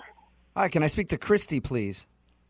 This is Christy. Hey, Christy. How are you? This is Jubal from Brooke and Jubal in the morning. Sorry about being so spirited in the, hey, Christy. I didn't mean to freak you out there. How are you doing? No, who is this? This is Jubal from Brooke and Jubal in the morning. It's a radio show. Oh, why are you calling me? I'm calling you because you recently had an interaction with one of our listeners, and they emailed us to see if we get a hold of you. Oh, my God. And I say interaction because this is less of a date and just more of you met a guy and he really likes you and is wondering why you're not calling him back. His name is Pete. Oh, yeah. You two bonded at a laundromat. Yeah. He wanted you to call me? Yes, he did. He says that since you guys met at the laundromat, you guys clicked and had a good time, and you've talked a little bit, but now you're not returning any of his phone calls or texts, and he would love to see you again. Is there any reason that you're not calling Pete back? Oh, I don't think there's a connection. That's a nice way to put it, you know? Let me ask you a question then. So you don't think there was a connection. Was it the jokes that he was making after you guys got back from your little break to go get beers? Kind of off-color jokes. I mean, it was definitely it didn't help him. Yeah, no kidding. I just got a weird vibe from him. Did he come off as creepy? Because when I found out what those jokes were, a guy you just met, that is nasty. Well, it's more that I don't know him. Everybody tells dirty jokes. Right. And it's especially when we start drinking. But then I went home and I did a search for him on my computer and everything changed. Whoa. Oh, no, he is creepy, isn't he? What did you find online that made you change your mind? Now I'm really curious. Nothing. What do you mean by that? I mean, he's a vapor. There is nothing about him. It's weird. Everybody has something about themselves. Wait a minute. You're saying, I thought for sure you were going to say, I found a record where he's not allowed 15 feet near schools or something. You're saying that you are upset that you couldn't find anything at all. I'm saying it's weird to not have any presence on social media or anything. Oh, it's so weird. So he didn't have a Facebook, a Twitter, Instagram, any of that? None. And that weirds you out. I feel like I can't trust a person who has zero presence on the internet. And so I actually asked him, do you have a Facebook? And he said he didn't. And that's when I'm done with him. What? Wow, that quick. So that's all it takes with you is to not have a Facebook, and you don't even have a chance, huh? Somebody who is trying not to be found on the internet has something to hide, and I don't want to find out what they're hiding. Yeah, I guess I understand. I meet people that are always like, I don't do Facebook. I don't, and I'm always like, what are you? A mass murderer? I can't trust you. I think this would be like a godsend to find a guy that wasn't on social media at all. Like the two guys I know that have zero social media presence are both like construction worker guys who just aren't around computers very much. Sketchy construction. They're not sketchy. Yep. They're burying bodies. They're burying bodies out there. Even construction workers go home and get on Facebook and say, They have "What's better up?" things to do with their time. They're not wasting all their time on social media and stalking people. Like I said, burying bodies at the construction site. That's what they're doing. See? I'd like to find out what he's hiding. Aren't you a little curious? No, I don't want to know at all, and I'm worried about it now that we've talked about it. Do you really think like he's a killer or something? Like what do you think He could might be. All right, well, I mean, he hangs out at laundromats. that is true. He hangs out at laundromats, doesn't have a Facebook. The guy clearly cannot be trusted. I do appreciate you telling us why you won't call him back, but I do need to let you know that Pete is actually on the other line listening and would love to talk to you. Seriously? Yep. Say hi, Pete. That's the reason you didn't call me back? Look, I'm sorry you had to hear that, but it's obvious you're hiding something if you don't even have a Facebook or, I mean, I just am not interested. If you want to get to know me, talk to me. That's how you get to know me. Well, I mean, we did hang out, and what I found out about was how big a loads you think you have. So, I mean... I just think that's Why don't you have a Facebook then? I don't have one because I don't believe in Because you're hiding something. No, I just don't think my opinion matters that much in the greater scheme of things. So why should I, blab it about? You don't think your opinion matters? Well, I mean, you look at most of the stuff on Facebook, and, it's like people are posting things that really don't matter in the big scheme of things. How do you know what people are putting on Facebook if you don't have one? You're probably one of those weirdos that has a fake account and just watches everybody. Pete, are you one of those weirdos that just watches people on the internet? No. Are you hiding anything?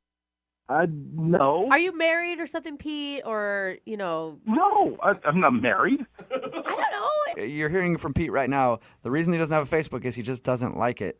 It's the 21st century. If you don't have a presence online, you're hiding something, I'm done with this.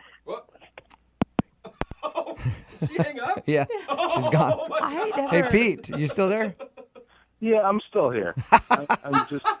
That was strange. Yeah, she seems to have a little bit of a complex about people not on social media. Yeah. So you're not hiding anything? No.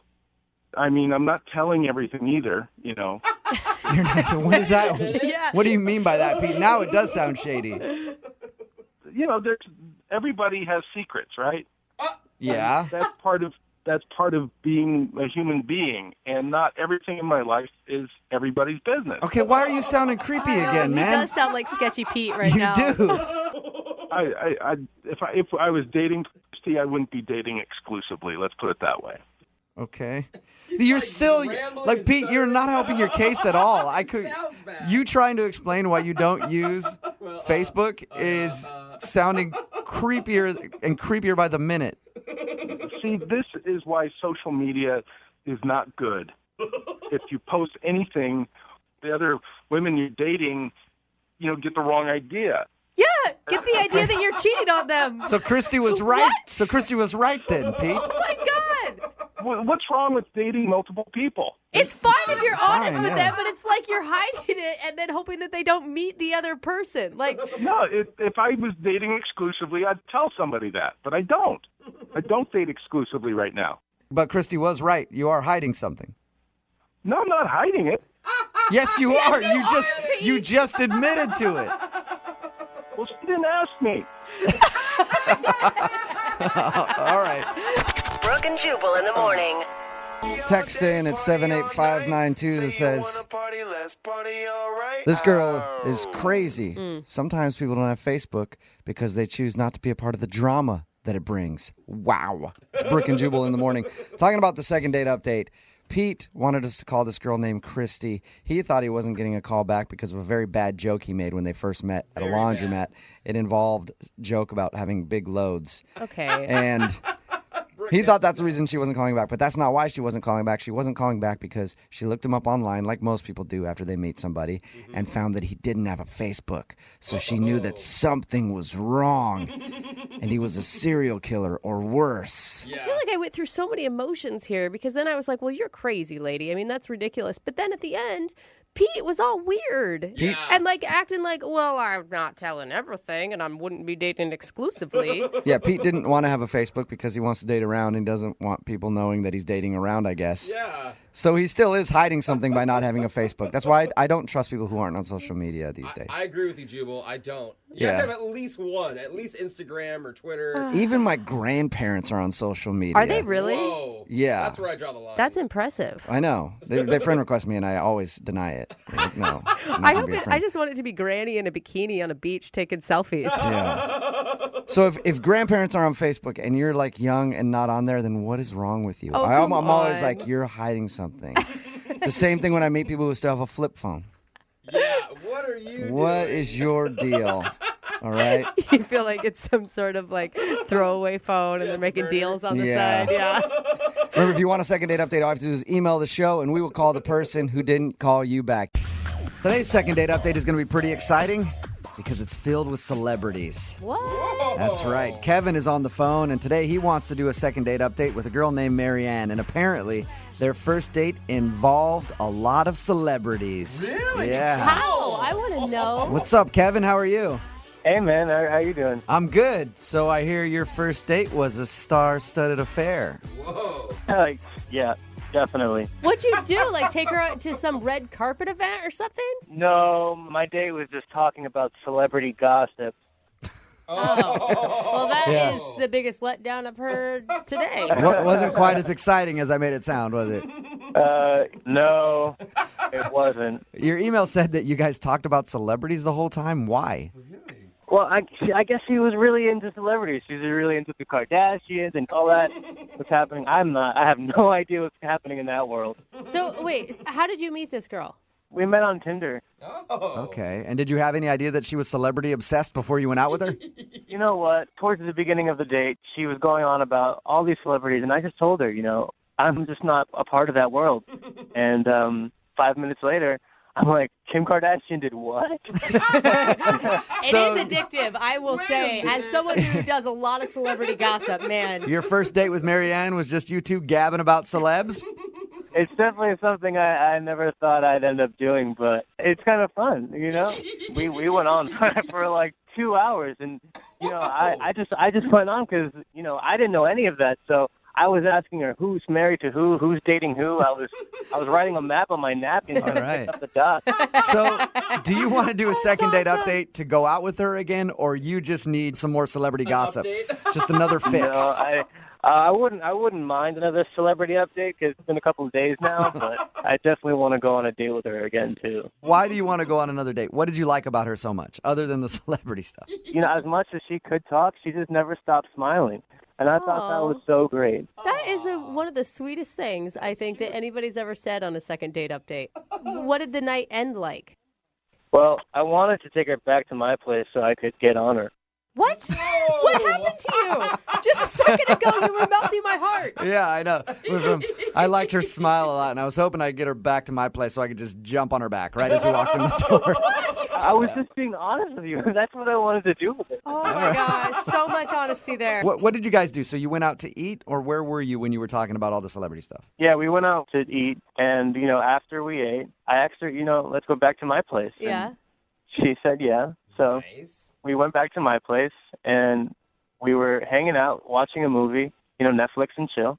And I said, I'm going to go change in my room. I'll be right back. I come back, and she's gone. Wait, you pulled the I'm going to change into something more comfortable line?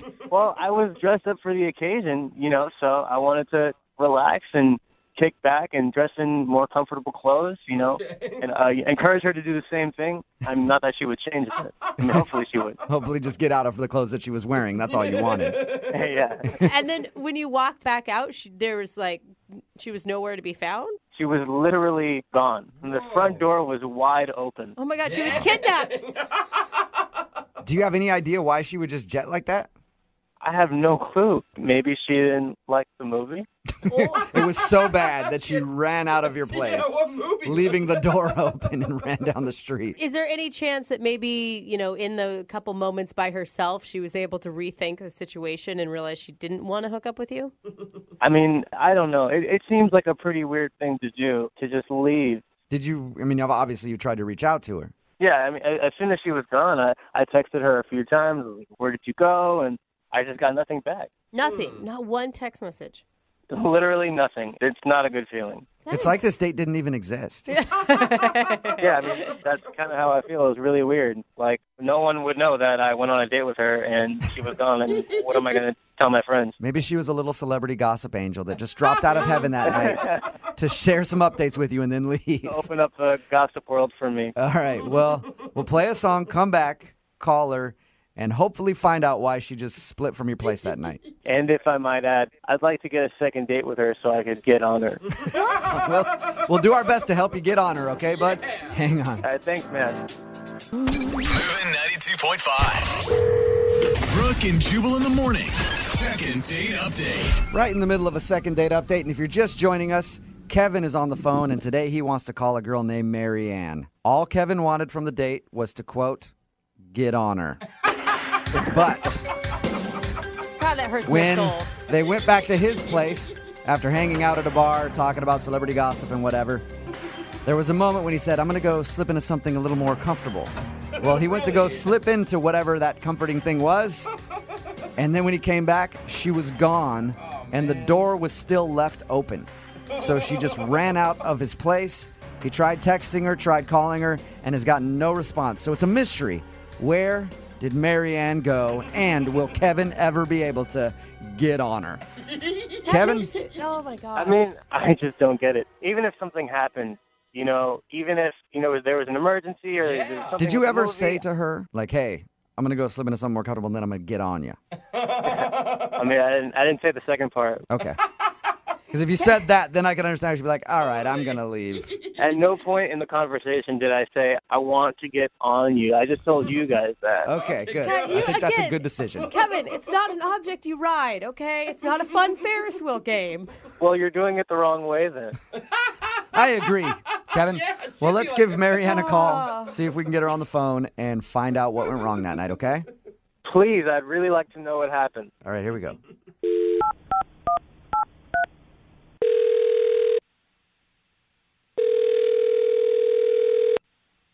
Hello? Hi, I was looking to speak with Mary Ann. That's me. Hey, Mary Ann, how are you? My name is Jubal, and I host a radio show called Brooke and Jubal in the morning. Oh, okay. What's up?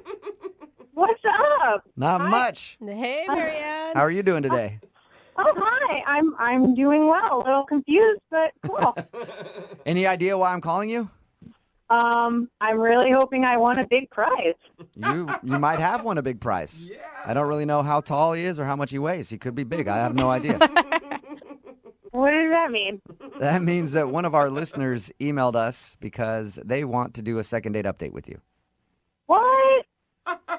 Do you know what that is? Have you heard the second date update before? I've heard it sometimes on my commute. Okay. I'm now trying to think, who's I on a date with? Well, his name is Kevin. Oh. Rings a bell, it sounds like. Yeah, it does. Well, we just talked to Kevin, and he told us that you guys met on Tinder and went out for drinks, spent a lot of time talking celebrity gossip and stuff, and then went back to his place. Oh, wow. Okay, you guys know all of that. Yeah, we do. We also know that at one moment he went to go change, and then you just left. Yes, I did. I did do that. Okay. He said that you left in such a hurry that you didn't even bother to shut the door. Yeah, I got out of there as quick as I could. Do you mind telling us why? I don't know. It feels weird to air his dirty laundry, you know? Yeah, but he wants his dirty laundry aired. That's the whole reason he emailed us. Yeah. But it's not going to be great for him, really. I don't know if he knows what he's asking for. I feel Well, like he's it's a prepared. public service at this point. If you had to leave a man's place that quickly, he needs to know. So you guys are sure? Yes. Yes, we're and positive. I'm dying to know, so you have to tell us. You really want to know? Yes. Okay. So you guys basically know the whole date, right? Yeah, unless there's anything he hasn't told us. Okay. So he left to go to the bedroom to go change. Yes. Well, he was kind of in there for a while, you know, and I got kind of bored, so I thought, oh, I'll surprise him in the bedroom, you know. I thought, that would be fun. Nice. Okay. So, but I opened the door a little bit, and he didn't see me, but he's laying out stuff on the bed. What do you mean? Like clothes to change into or something? Yeah. No, like, God, this is so awkward. Like stuff that he didn't clear with me before. Stuff that he didn't clear. Like, Can you wait. just tell us, like, what stuff? It was kind of dark in there. I really couldn't see. There were a lot of things, but I for sure saw a pair of handcuffs and a whip. On your first what?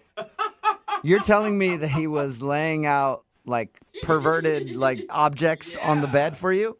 Yes, he was preparing to go all 50 Shades of Grey on me, and I didn't know. There was never a discussion beforehand like, what are you into? Are you on the same page as me? Whips and chains. No, we talked about celebrity gossip the whole time. That is so forward. I mean, Are you sure that's what you saw?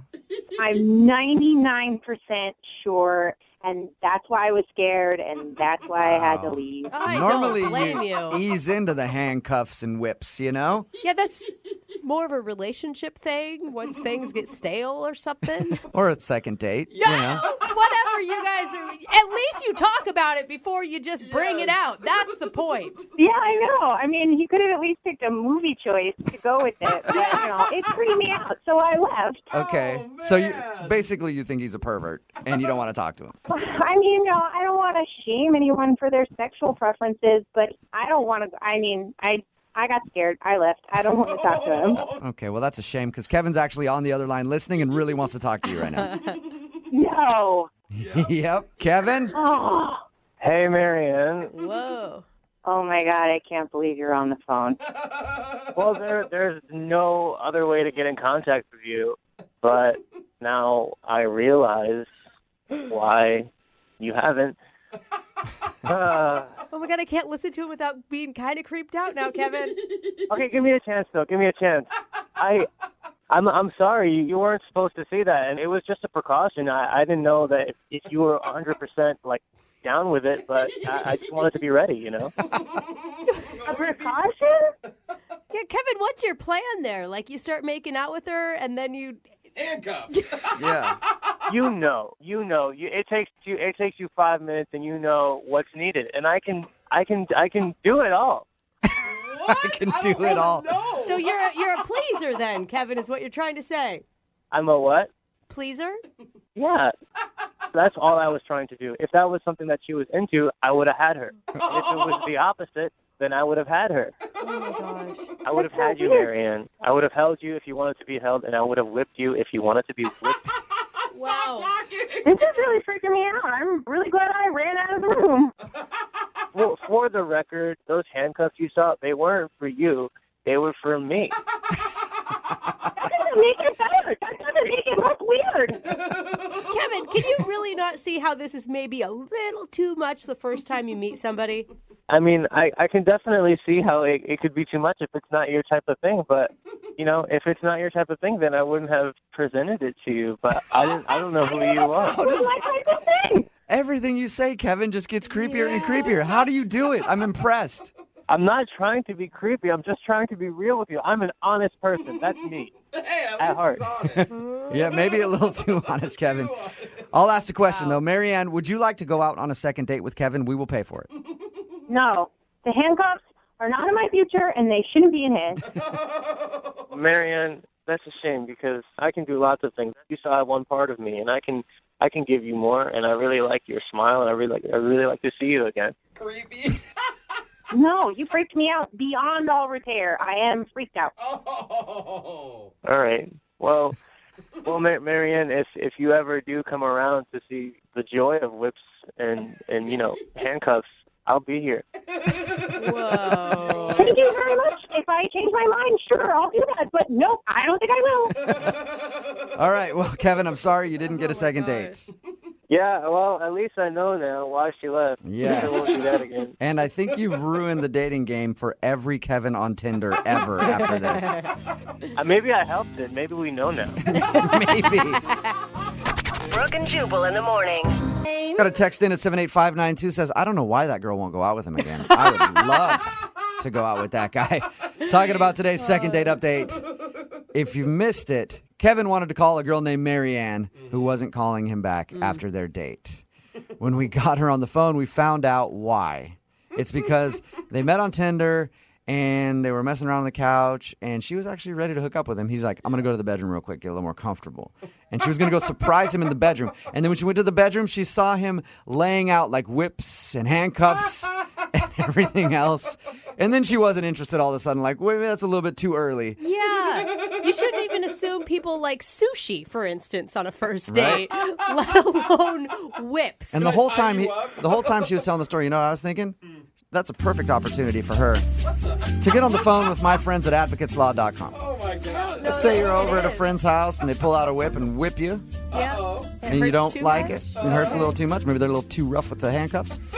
Well, you can call my friends at advocateslaw.com. They're personal injury attorneys. They also do auto as well. It's 206-512-3555. They're available 24 hours a day, 7 days a week, and it costs you nothing to talk to an attorney. And you don't pay anything unless you win. And they've gotten over $100 million for their clients. It's advocateslaw.com.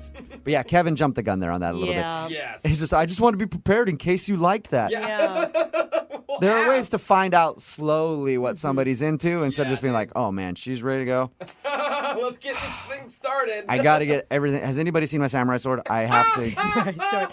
Who knows if she's going to be into that kind of thing. Patience is definitely key in that whole situation. Yeah. Remember, if you want to do a second date update, all you have to do is email the show, and we will call the person who didn't call you back. Moving 92.5. It can be really hard to meet women when you're new in town. Oh, you know, especially going out to the bars and stuff like that. A lot of women can be kind of cold to you unless you're willing to pay for it. No, and I've moved around a lot in my life, and if you find the right part of town in the new area that you just moved to and you got, say, $60-$70 in your pocket, women can be very accommodating. Unfortunately, though, Frank, who is on the phone with us right now for a second date update, hasn't found that out yet. Frank, how are you? Hey, I'm good, guys. Yeah, I don't think I've found that part of town yet, and I'm hoping not to. So. Yeah, good. I can help you out. Good. You need any recommendations? I can throw them your way. Jubal's like the Yelp of that area. No, thank you. I'm good, man. So your email said that you're new in town and you're having trouble meeting ladies, and then you finally met a girl to go out with, and now she's not calling you back. What's her name? Her name's Crystal. Crystal, and since you were having trouble meeting ladies, where did you meet Crystal at? Well, I made a friend at my new job, and they had this friend in mind, and they wanted to set it up. So they did all the work, and it was just me showing up. It was very easy. How many times have you gone out to try to meet people since you've been here?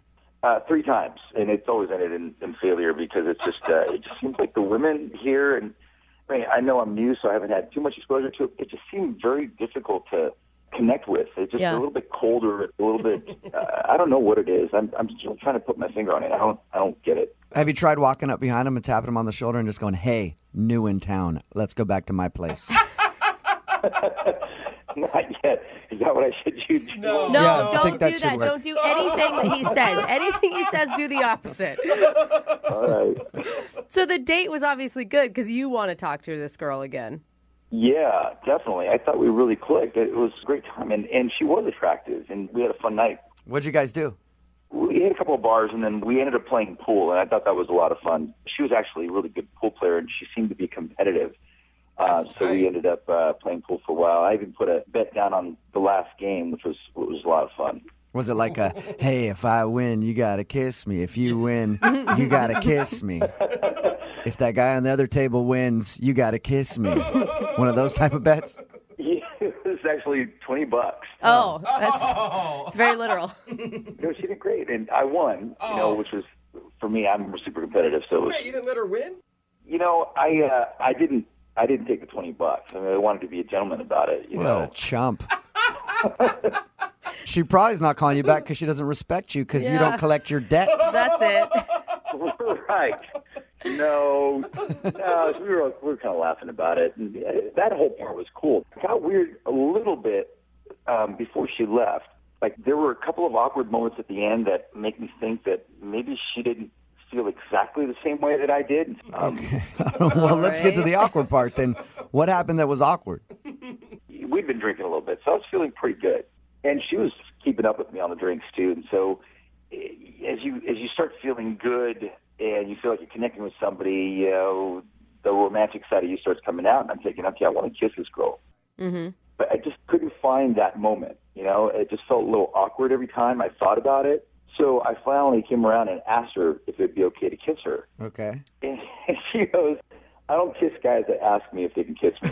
Oh, that sucks. That's kind of That's funny. always an awkward ask, and usually it ends up like, sure, you can kiss me. Thanks for asking. You're such a gentleman. She didn't like it, though. No, but it got worse because then I figure, okay, so my mind's like, I'm trying to go as fast as I can, even though it was a little buzz, right? But I'm thinking, okay, if she doesn't like a guy asking, maybe I should just kiss her now, And so, like, I'm leaning in for the kiss, and then she pushes me away, and she goes, no, I'm not going to kiss you. So I'm like, okay, I can't ask, and I can't go in for the kiss.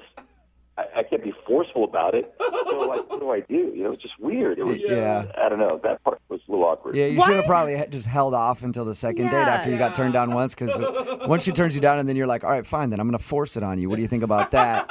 Usually doesn't go over very well. So I just called a cab for her and opened the door for her. She gets in the cab, and before I close the door, I move in just a little bit closer, and I go, so no kiss, right? What? Give it up at this point. Hey, listen, sometimes you can't stop yourself from feeling that way. It was in my mind, and I had to try. So you're just harping on the kiss. Yeah. So she just looked at me and she smiled and she goes, I think you might have a bad memory because I've already told you no twice. Oh, yeah. All right. Well, I think I know why she's not calling you back. Yeah, it's pretty obvious. Yeah. I don't think it was that. I mean, I know maybe the way I'm describing it might sound like I was being forceful, but it was, I was a gentleman about the whole thing. Yeah, but it was just more awkward than it was forceful. It's not even necessarily being forceful, but it's just constantly being like, okay, so how about that kiss now? Yeah. All right, 10 minutes has gone by. Hey, are we going to kiss or no? You know what I mean? Oh, man. And I feel like even calling her for a second date at this point is just pushing it. I don't think I'm pushing that hard, to be honest with you. I mean, it may sound bad talking about it now, but it was more of a playful thing. I mean, the whole night was like that. All right, well, we'll play a song, come back, call her, and get your second date update, okay? Okay, cool. Thanks, guys. All right, man, hang on. Moving 92.5. Brooke and Jubal in the mornings. Second date update. I feel bad for the guy who's on the phone for a second date update today. His name is Frank, and if you missed the first part of the second date update, he told us about how everything went down on his date with a girl named Crystal. They met up at a bar, had a fun time, but he asked her repeatedly for a kiss. He tried to kiss her 3 times, and each time he got denied. God. And that's why he thinks he's not getting a call back today. Before we call her, Frank, I do want to say I feel really bad for you, man. Thanks, Jubal. Yeah. I mean, there's got to be a good reason. Like I said, we had a playful time. Yeah, before we get into all that, I just want to comfort you. Because to get turned down for a kiss that many times, I can't stand for that. I like kisses. And that's why right now you and I, over the phone, are going to have a little make-out sesh before we make the phone call, okay? You ready to? Yeah, a little kiss over the phone, okay? It's like the welcome committee. Will you kiss me, Frank? Because I'll kiss you right now. Listen, if these words were coming from Brooke. Too late. Jubal, Too late. put Brooke on the line. I'm already making out with you, Frank. I feel like... You were a good kisser, Frank. I'm surprised that she didn't want to kiss you. Wow. Yeah. I know. That's what most people say after they kiss me. Just wow. Speechless. Poor Frank. He just moved to town. Welcome to town, Frank. Sorry, dude. He's kind of special. Oh. All right, Frank. I'm going to dial the phone number right now. Get her on the phone and see if it was your incessant trying to kiss her that is causing her not to call you back, all right?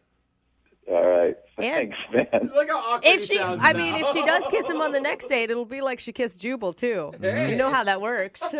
You want to kiss real quick before I dial the phone number? One more? I'm good, man. Thanks. All right. Okay. Here we go. I'm going to dial the phone number right now.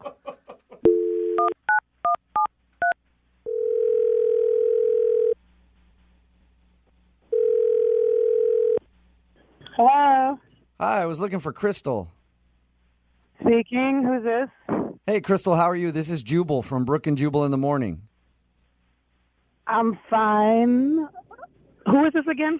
This is Jubal from Brooke and Jubal in the morning, the radio show. Did I win something?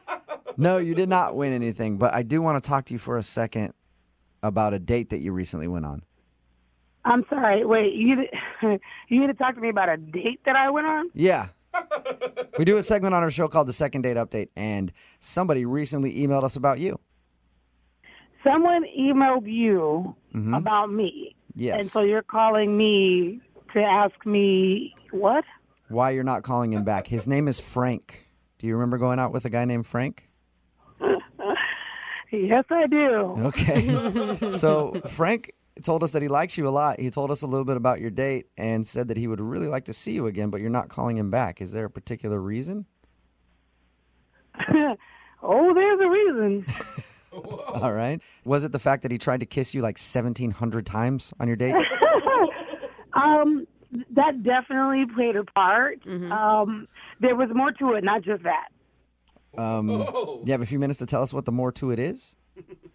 I don't mind. I really do have something else I have to do, but he probably should know anyways. If you guys should just pass that to him. Yeah. Pass what to him? The reason. What is the reason? Well, he has a fragrance about him. A fragrance. That's usually not a good cologne type of smell when you word it like that. It's definitely not a cologne, and it's definitely not a good one. Yeah. So is it just body odor? What is it? I don't know what it is, but it is very strong. What do you have any? Is there anything you can compare it to? Oh, absolutely nothing. Nothing. It's probably the strongest thing I have ever smelled in my life. So he smelled weird. That's probably why you turned him down for so many kisses, huh? I didn't even want to be within 100 yards of him. God. Why'd you? You know, I got to jump in. This is ridiculous what I'm hearing right now. Wow. Totally ridiculous. Who is this? That is Frank, Crystal. He's actually on the other line listening. Yeah, and I'm not happy. So wait a minute. I'm You gonna had hear him this. on the phone the whole time, and we're just sitting here? Yeah. I was going to tell you that a little later, but then Frank decided to jump in, so. Great. Here we go. No, I can't believe you're saying that. I don't smell. Okay. So I really don't have a lot of time, really, to talk about this, but I'm just going to say, to be honest with you, maybe you were nervous before. Maybe your deodorant doesn't work. Maybe you need something stronger. I don't know. But when you gave me a high five, you literally almost knocked me out unconscious. Whoa. What? True story. True Yeah, I story. need to So help me with this. if It's you're really wondering uncool why, stuff right that now. is definitely the reason. You probably should bathe thoroughly before a date. Just saying. I have nothing else to say. It's pretty clear. I thought it was clear that I was like 9,000 cars away from you when you try to give me a kiss.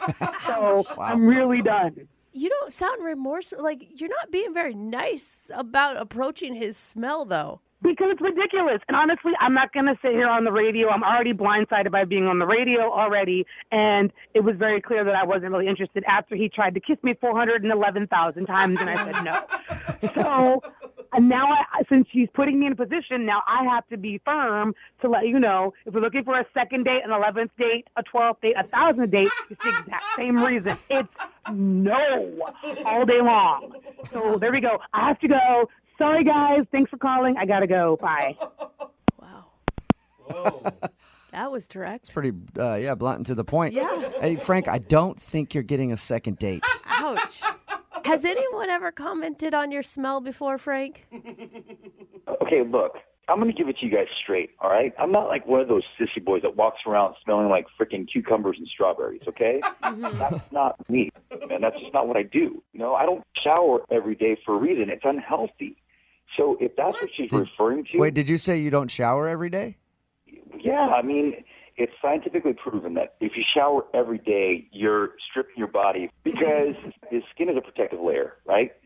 It's not meant to be washed off every day or scrubbed off every day. He's actually right. You know? So, Yeah, We're I've heard obsessed those, in this country I've heard with- those studies, but you know what? I still take like 3 or 4 showers a day because I don't give a shit. I'd rather not smell. You don't smell if you don't shower for 1 or 2 days. Oh, no, you do, Brooke. No, whatever. Believe me, I will shower I work- twice a week. That's plenty. I work with you. Trust me. There have been some occasions where I'm like, whoa, somebody's a little ripe today. It's fine. It's not like I smell. I don't smell like ass. It's just natural musk. It's human pheromones. Smells like a man. There are women that are attracted to my pheromone type. It's been proven. I mean, I know women that gravitate towards me just because of my natural smell. Maybe. It's the Frank smell. It's me. The Frank It's smell. the Frank smell. Oh, the Frank. How often do you shower then? I mean, I feel like I have a calendar, but maybe every 10 to 14 days or so. Okay, that's even a lot for me. Yeah, I'm not going to lie on that one. You have to smell a little bit Yeah. He's fully embraced the What? theory. Listen, it's just me. It's natural. It's naturally Frank. It's just my scent, guys. I have a scent, just like everybody does. Yeah. Normal.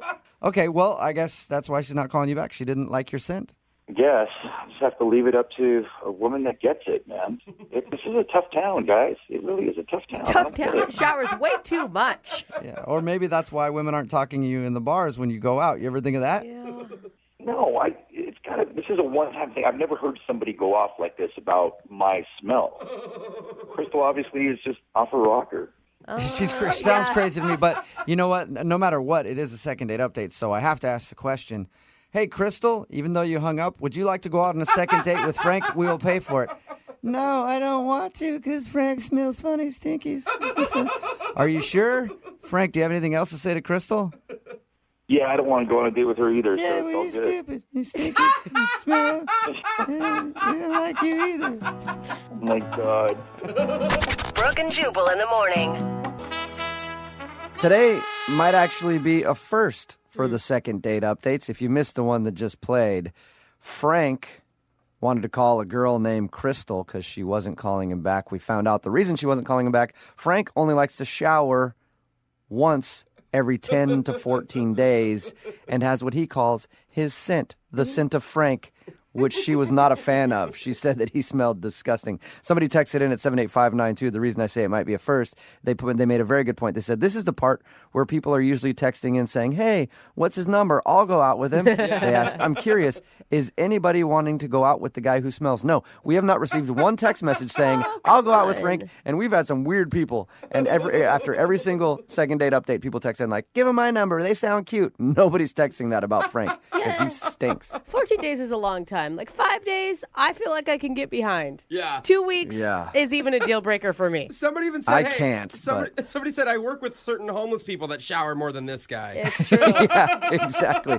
True. So he just can't understand why girls aren't calling him back. Remember, if you want a second date update, all you have to do is email the show, Brooke and Jubal at movie925.com. We will call the person who didn't call you back. Brooke and Jubal's second date update.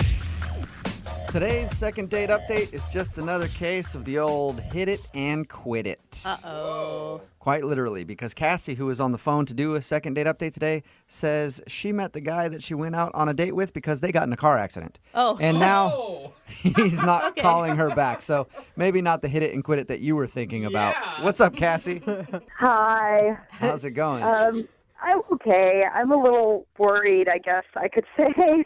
You're worried? That seems kind of intense for just a first date. I'm just like concerned, like if I did something wrong or if like this whole situation is different than I perceived it. I mean, you know how dates can be. Like you could think things are going well and they're probably not. Yeah, most of the time they're not. Yeah. 98% of the time they're not. So Right. your email said that you met him because you were in a car accident? Like were you in the same car together or? No.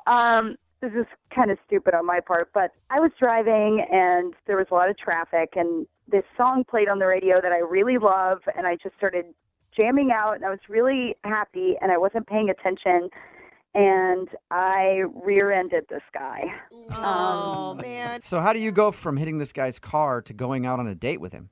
So he steps out of his car, he slams the door, turns around, and he looks, and he is just furious. And he's clearly really upset, really angry, and he walks up to my door, and I get out, and he's like, what the hell are you thinking? Can you not see? Are you blind? Do you know how to drive? And at this point, he's so angry, and I felt so bad. I kind of started crying, and That could be a lot of emotions in that situation, you know, especially if someone's that angry. yeah, so I started crying, and he immediately eased up. Like, he just stopped, and he was like, oh my gosh, I'm sorry, you're really beautiful. And I was just kind of, yeah. Why you cry? So he's screaming at you about running into the back of his car and then just like a deer in headlights goes, whoa, sorry, you're hot. Yeah, I don't know if it was the tears or what. You know, most people don't look pretty when they cry. You are lucky. I get real snotty, puffy-eyed. I mean, it literally looks like someone had punched me in the face 4 times.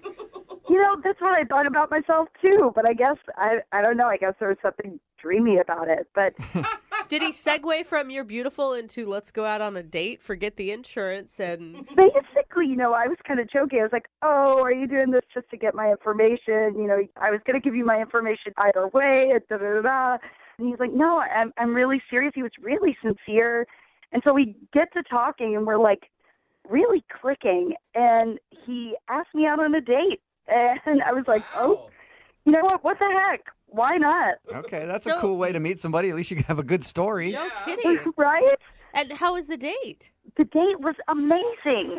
We took a walk around the city, and, you know, we just talked about everything. I felt really comfortable and at ease with him. And That's all you guys did was walk? yeah, we like walked around and we talked. Weird. It was pretty low key. I don't know why that sounds like such a strange date to me, just walking around. Strange? Yeah, Yeah, I it don't is- like to walk in general. And then just going on a walk with somebody sounds I love torturous. walking. It's so nice. Okay. Glad none of his anger issues popped up again for you. Fortunately, none of them popped up. It was just all like really sweet, really lovely. And, you know, at one point we even kind of started to hold hands. What? Yeah. That's cute. Yeah, it was really cute. Time flew by. And then, you know, I got to the point where I was like, well, maybe I'll invite him to my place for a drink or something. So I did. And he was like, well, I've got things to do and da-da-da. So we parted ways. He gave me a hug. It was nice, but I felt kind of strange. And then since that time, I don't know, I haven't heard anything from him. And so I thought maybe the whole date was different than I expected. Maybe he just wanted my information because of the wreck. But why would he hold, Yeah. I mean, why would he have to go to hold your hand? You know, Or like, even meet up with you at all. totally. Right. And I would think since, like, it went so well and we spent a good deal of time together, I don't know. I thought there was the start of something, maybe. I will say it is kind of weird that he turned down your offer to go up to your place for a drink. Yeah, maybe I did something wrong. Maybe I was just awkward or it was going well in my head and it actually wasn't. Or maybe he was so into you that he scared himself. Oh, gosh. I don't know. That's a test. Oh, gosh. Is there anything that you can think of that might have gone wrong? Maybe he thought I was pretty when I cried and I wasn't so beautiful when I wasn't crying. He's like, sorry, I don't know. I only date chicks that are in tears. You're lame. Maybe you should have yelled at me and I would have cried a little bit. Well, we'll play a song, come back, call him, and get your second date update, okay? Okie doke. All right, hang on. Moving 92.5. Brooke and Jubal in the mornings. Second date update. Coming this summer to a theater near you, it's the feel-good hit of the year. Julia Roberts as the toothy brunette who can't drive. Cassie from today's second date update, and Richard Gere as Ross, the angry man who got rear-ended. Star in this feel-good classic, Accidentally Yours. Coming soon. Don't miss this hit. If you don't know why I did that, in today's second date update, Cassie is on the phone. And she wants to call a guy that she met after she rear-ended him in traffic. Basically, he just yelled at her for a minute. Then she started to cry, and then he did like a double take and was like, whoa, you're beautiful. We should go out on a date. Sounds kind of like a bad romantic comedy, but that's how it worked out for her. And then they went out and walked around for a little while. That was the date. They just walked around. She said they had a great time, and she can't understand why he's not calling her back. She even invited him up to her place for a drink, and he said no, and that's the last that she's heard from him. Yeah. Oh, I feel bad for you, you know? Like, you had so many high hopes, it sounds like, for this one. I did, mainly because I thought we got along really well. And it kind of feels like fate the way you met, you know? Yeah. Like you were meant to get in an accident that day so you could meet the love of your life. Oh, gosh. All right, well, I'm going to dial his phone number right now and see if we can get him on the phone and figure out why he's not calling you back, okay? All right.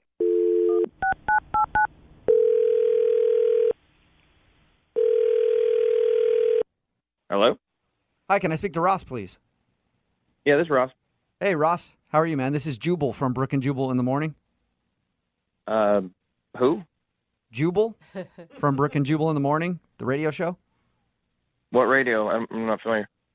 It's a morning radio program where we talk in between like songs and stuff. It's really on any You radio ever- that has a FM dial. Yeah, you ever heard it? That was a stupid question because you obviously haven't heard it. Good point. Okay. What do you want? Well, I wanted to talk to you because one of our listeners emailed us about you. I don't know what that means. You went out on a date with a girl named Cassie recently. Oh, God. Okay. That's a positive review already, Ross. And Cassie emailed us because she said she really enjoyed going on a walk with you and thought that you enjoyed it too, but now you're not calling her back, so she's wondering why. Why are you, I mean, you sound really not into Cassie at all. Correct, yeah. Okay, do you mind telling us why? Well, we're kind of in like a legal dispute at the moment. You talking about the car accident? How do you know about that? Well, she told us how you guys met, how she hit your car and then you got out and yelled at her and then stopped and told her she was beautiful and asked her out. And why would there be a legal dispute? It sounds like she rear-ended you. It was her fault. Yeah, I don't think I should really go into details or talk about it. Okay. Well, okay, so forget the legal thing, forget the car accident. Let's just focus on the date. Did you not enjoy spending time with her? Not particularly, no. Really? What? Didn't you guys, I mean, she told us that you held hands. Like, holding hands is pretty intimate. Well, yeah, I mean, she asked me to hold her hand when we crossed the street. I don't know if that's romantic or not. So it wasn't like you grabbed her hand and held on to it as a romantic gesture. No, I didn't pull like a Cary Grant or something. She said, hey, can you hold my hand while I cross the street? And I was like, all right, whatever. Why? Yeah, sure, I guess. It's kind of weird, though. Like, is she scared to cross the street? I think she was trying to flirt. How do you go from getting in a car accident and being so stunned by her beauty that now you sound like you can't stand her? How does that happen? First of all, I'm not sure if I was stunned by her beauty. She was crying so much and freaking out that I was trying to do anything to get her to calm down.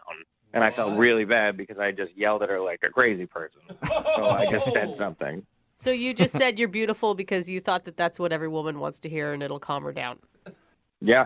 Okay. So you didn't want to go out on a date with her? Why even go? Well, I did want to go on a date. Oh, you did?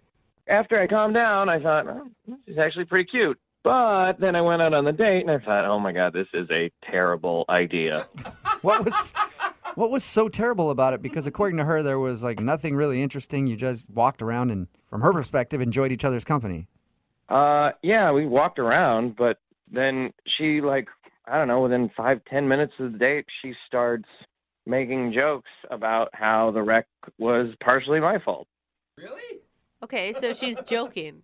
Yeah, and I was like, ha, ha, ha, funny. And then came up again, and it came up again, and she just kept joking about it as if she was trying to convince me that the wreck was my fault through these lame jokes. And I'm like, what is happening? And it got me really frustrated, and I really didn't like it.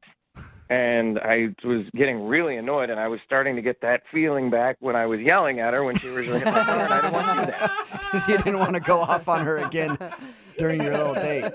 Yeah, by the end of it, I was really, really trying to hold it together. And then she asked me up to her place, and I was like, absolutely not. So I said, no, thank you, and went home and just yelled into a pillow. Wow. She can really get you fired up. I mean, there could be some passion there that you're missing out on.